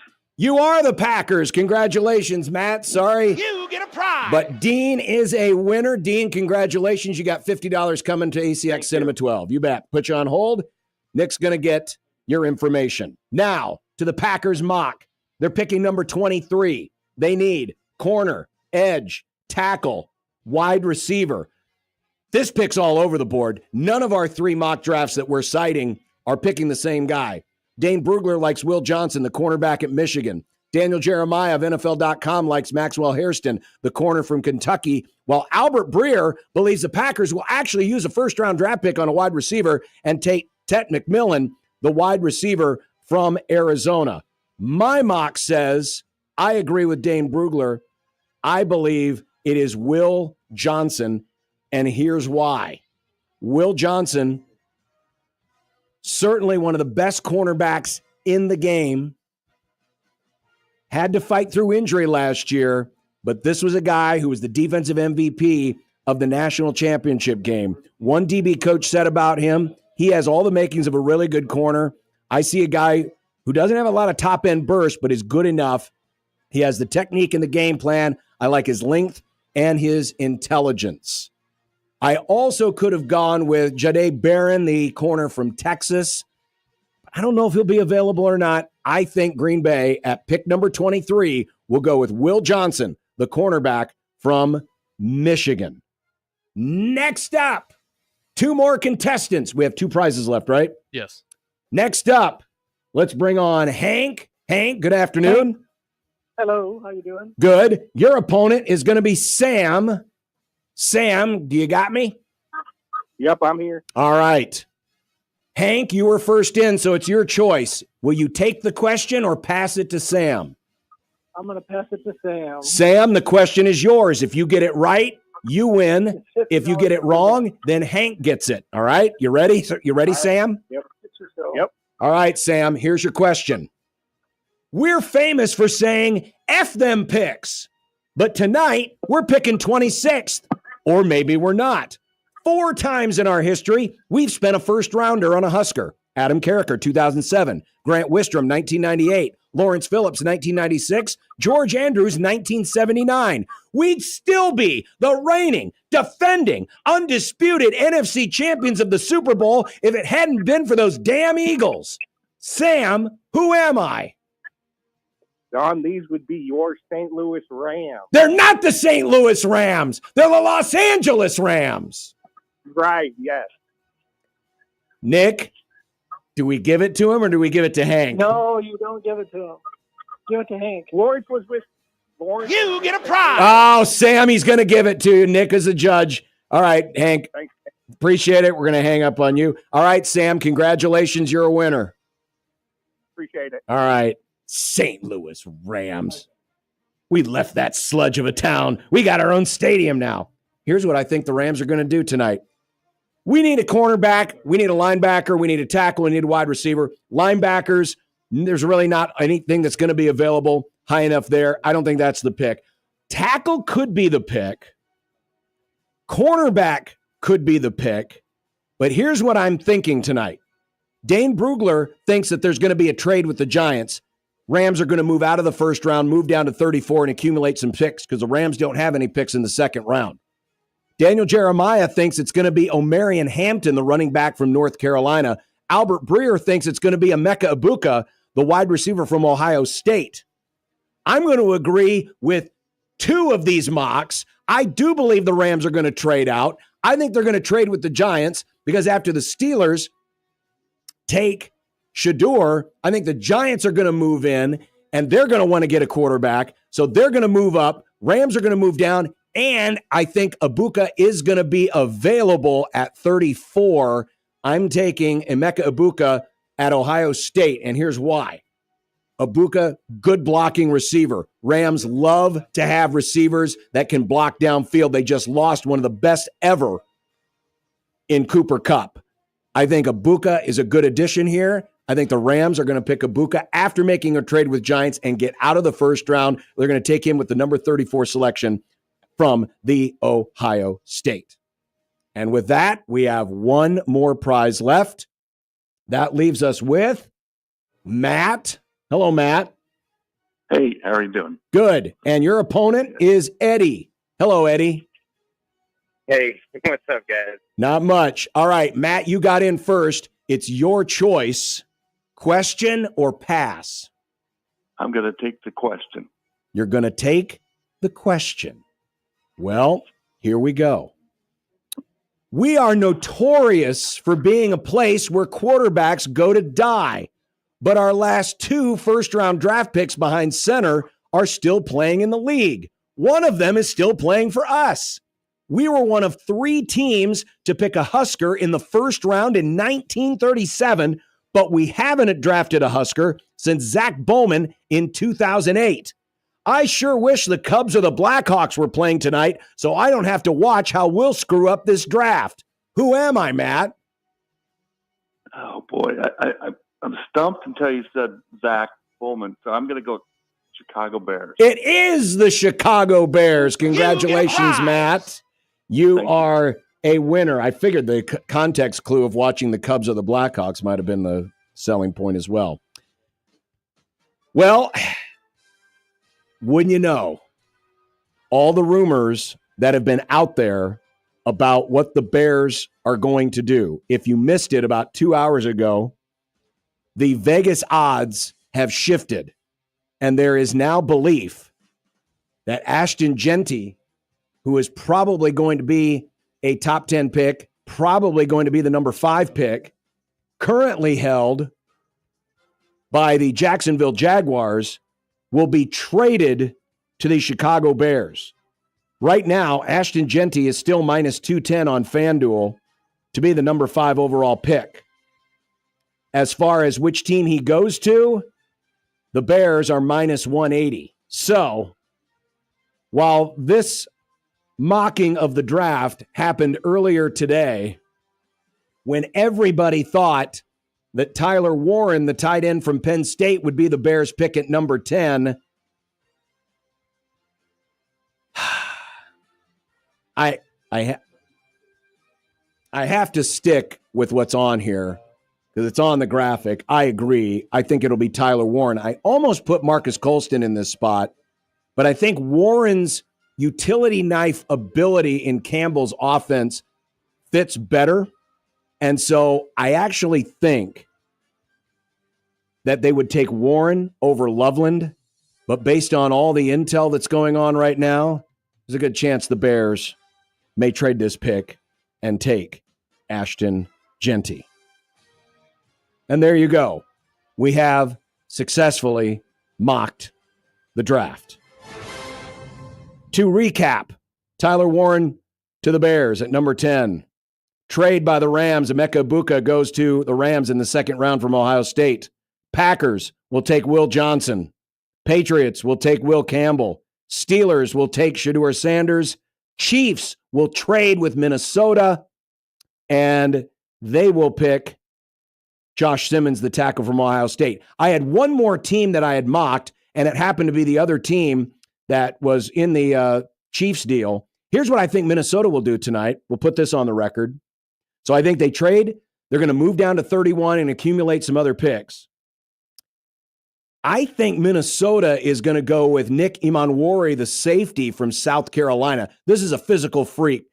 6'3", 200 pounds, great tackling machine. He's not a great deep cover safety, but he could be a really effective weapon in that mid-range zone, and especially against running backs and tight ends, which is really important in the NFC North. I think Nick Imanwori from South Carolina will be the Vikings selection after they trade with the Chiefs and move down to pick 31. That's my guess as we mock the Vikings draft. John, great segment. You played a game. You gave some info. You got to do a mock draft. I got to do my first ever mock draft. It was very good, John. We'll see if any of these picks are correct. Also, my music was the exact length. Well done by all of us. Well done by all. By the way, it is getting dark. It is so AF dark out out there. there. Oh my God. Well, there's another line of thunderstorms that are approaching. I don't believe. My internet has pooped out. Oh no. I don't believe there's any severe warnings with these storms that are coming through, but we'll get an update. But take a break. We'll come back and we'll try to do some content next on 1620 The Zone.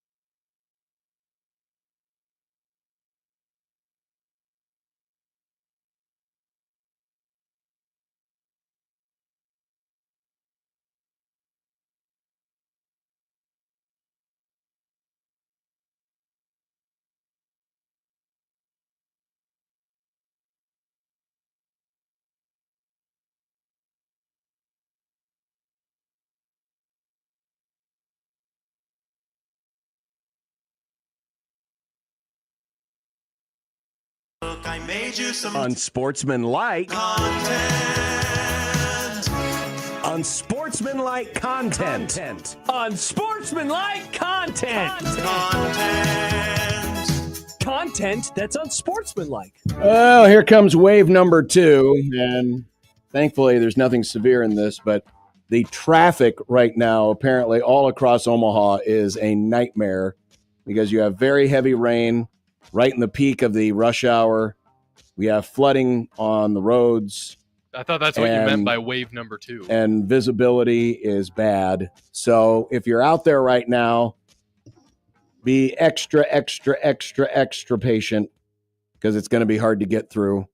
And for those of us like me who are scheduled to leave in a half an hour, we're probably just going to stick around here and maybe catch a little bit of the first round of the draft and wait for all this crap to clear out.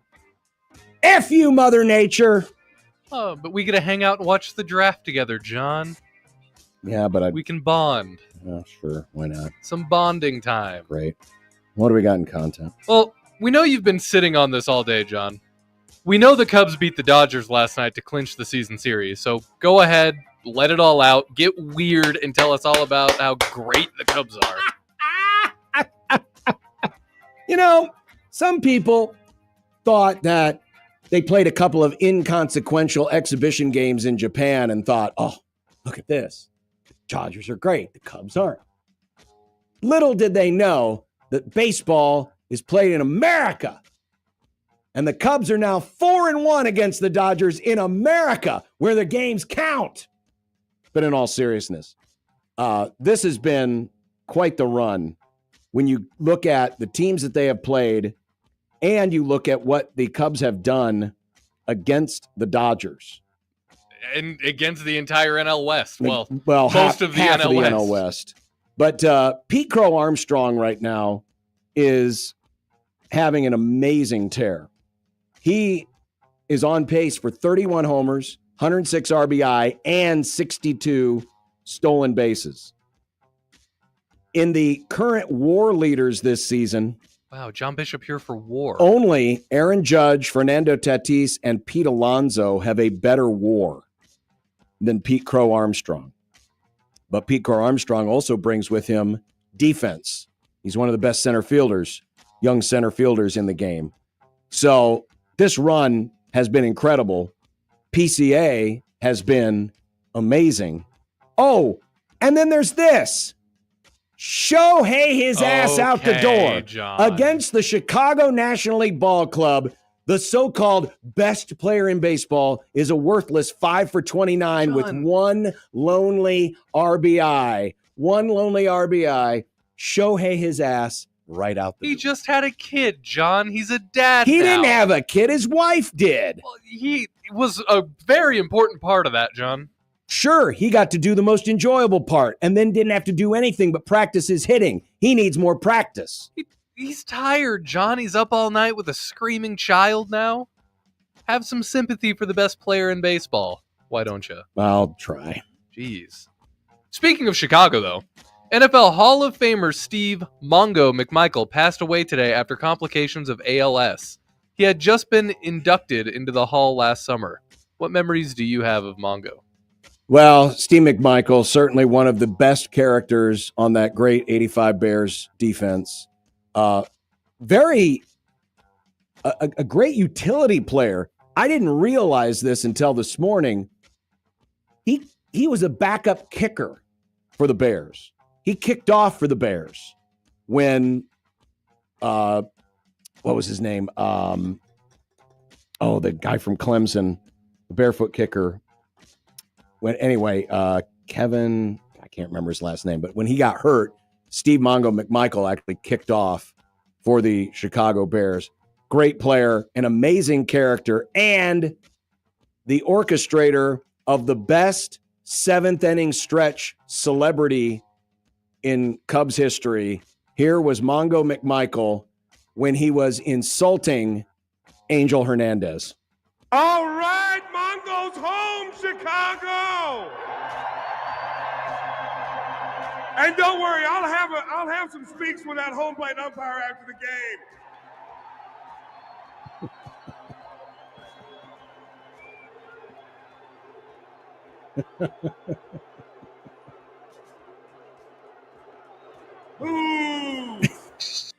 The best part of this was that the WGN cameras, after he said that, got a shot of Angel Hernandez, who was staring up at the press box, just giving Mongo the death glare, and you could tell he was muttering something under his breath.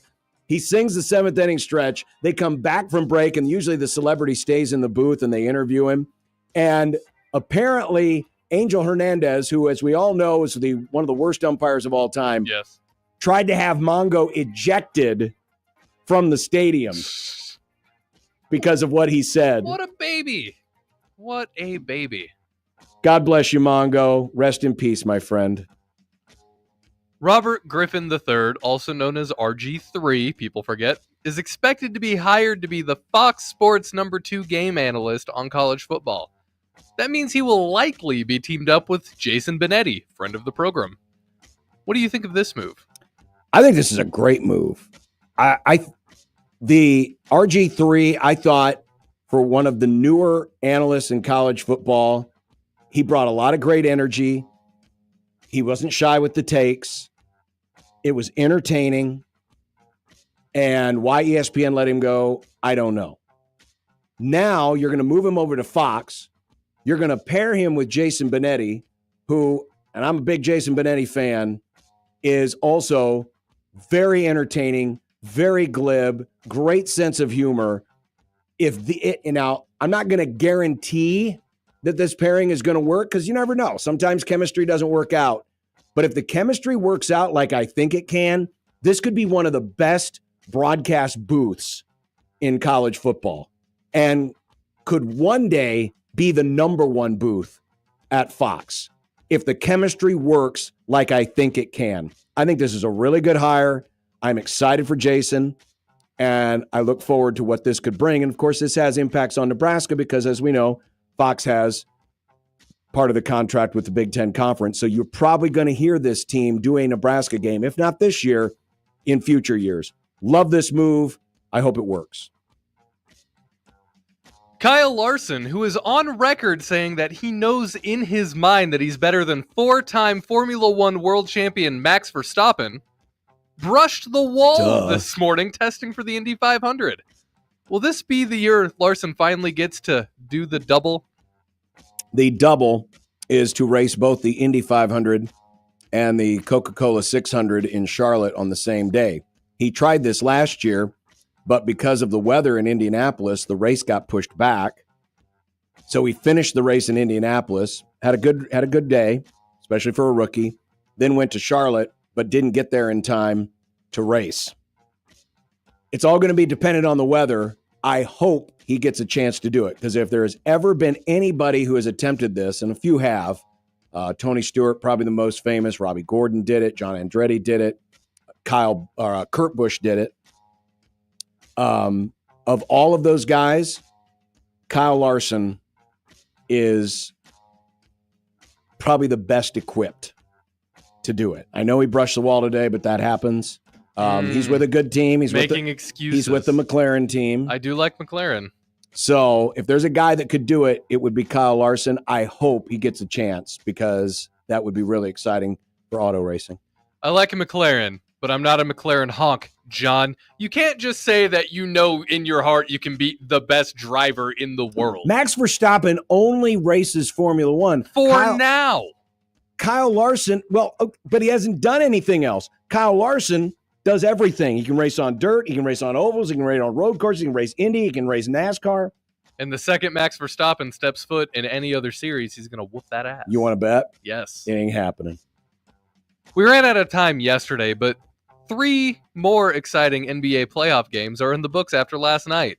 The Cavs beat the Heat to go up to 2-0. 2-0? 2-0. 2-0. The Rockets routed the Warriors by 15 to even that series, and the chase for Banner 19 led to another ho-hum 9-point win for John's Celtics. Our Celtics.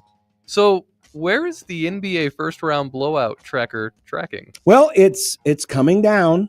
The average margin of victory per game is now down to 14.4 points. It's still above last year's average of 13 points, but we've trended down the last few games. So there is hope that maybe there will be some fun and excitement tonight in the association. By the way, what do we got tonight? We've got, I think, 3 more games tonight. It is Knicks Pistons coming up here in just a few minutes. Bing bong. Series tied at 1. OKC Memphis. OKC's up 2-love. And Denver and the Clippers 1-1 on NBA TV. That's what happens when ESPN carries the draft. You get relegated to NBA TV. I think there's a potential here for 2 blowouts tonight. 2 hot blowouts. We're gonna get the average is gonna move up after tonight. Wow. There we go. And that's an abbreviated edition of content because we ran out of questions. We ran out of questions. There was a lot going on today. Well, yes, and it is raining to beat the band once again, but there are no thunderstorm warnings with this particular cell, though we do have a flash flood warning in effect here in Midtown Omaha. So do be careful if you're out there because you could run into some high water, especially in those low-lying areas. It looks a around little town. less dark out there right now. A little, but it's still pretty dark. So I got my bike back from the shop yesterday. You think there's any chance I'll be able to ride it tonight? No, Damn. not tonight. Only because by the time this rolls through, it's probably going to be after 7. Yeah. And there's still more rain out there. Now, it's not as strong as the rain currently, but I have a feeling it's going to be pretty moist until sundown. So you'll just have to wait for tomorrow. You'll be fine. Maybe tomorrow. I have to start packing, John. You'll be fine. You'll be able to get there. It's okay. I just want to ride my bike, John. You'll be all right. I paid money for the bike and also the inspection. There's a lot of summer left to go. Mm. A lot of summer left to go. We did not get a chance to talk with Garrett Langrel, Creighton relief pitcher. We'll play that back for tomorrow. Okay. How about tomorrow on the Grum? Austin Jacobson's going to join us tomorrow as well. Of course, it's Jack Mitchell Day. It's Friday. And it's Kent's Movie Club. If you don't want to watch the draft and don't want to watch hockey and don't want to watch basketball, you can watch Moneyball. Moneyball. Which is streaming right now on Amazon Prime. One of my favorite movies. I watch it at least once a year. Well, that is our movie club selection. We'll talk about that tomorrow with Kent Wogamon of the Lincoln Journal-Star. And I have one big complaint about the movie that I can't wait to share. You watch it every year, but you have one big complaint. I do. It bugs me every single time I watch it, John. Obviously, it's not big enough to keep you from watching it. The rest of the movie is great. Reminder that there is a chance for you to win $5,000 with the Mo Money giveaway. Oh! Enter to win now at 1620thezone.com with Saul's Jewelry and Loan in 1620 The Zone. We'll come back and wrap up the Grum. What's for dinner is next. Draft is about an hour and 15 minutes away from Green Bay, Wisconsin on 1620 The Zone.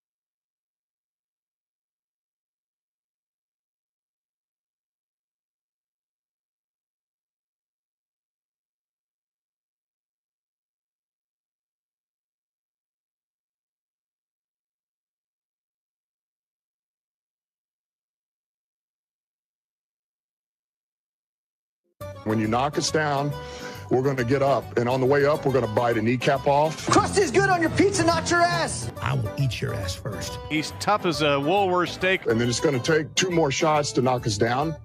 All right. And on the way up, we're going to take your other kneecap. I'm ready to hang them up, gut them and skin them and chop them up. You know what? I'm ready. My daughters aren't starving to death. I'll eat my neighbors. And we're going to get up, and then it's going to take 3 shots to get us down. And when we do, we're going to take another hunk out of you. Cliff, what are you going to take away as your best memory from playing basketball at Boston College? Probably just like going out to eat. You know, one of the best discoveries, and yes, we're late to the party, is the new rice cooker. Oh, rice cookers kick ass, John. That has been sitting dormant for 4 months because it was a Christmas present from my oldest son to my youngest son, who is en route to Green Bay, and is going to find out that 250,000 people crammed into a 100,000 population town is going to create all kinds of problems. I'll be stunned if they get anywhere close to the stage. He loves rice. We kept this. No one had used it. It just sat there in the packaging, still had the plastic wrap around it. Damn. And then finally broke it out here about a month ago. And now it has been a game changer. It's easier to make Wrigley's meals because the wife likes to make Wrigley's meals instead of, buying the stuff, the canned stuff. And last night we had burrito bowls. Oh. Had some nice cilantro lime rice, some chicken, some kind of a fajita bean type mixture, corn salsa, tomatoes, onions. That sounds incredible. And then Taco Bell, they make that. The Chipotle sauce? Yes. Hell yeah, they do. I love that stuff. That stuff kicks ass. Yeah, it does. So why do you think I get quesadillas so much, John?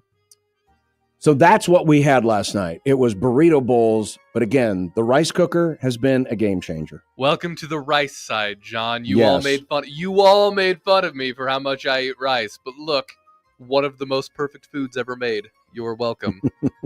Last night, between the three of us, me, my girlfriend, and our roommate, we had one frozen pizza and about half of a bag of pizza rolls.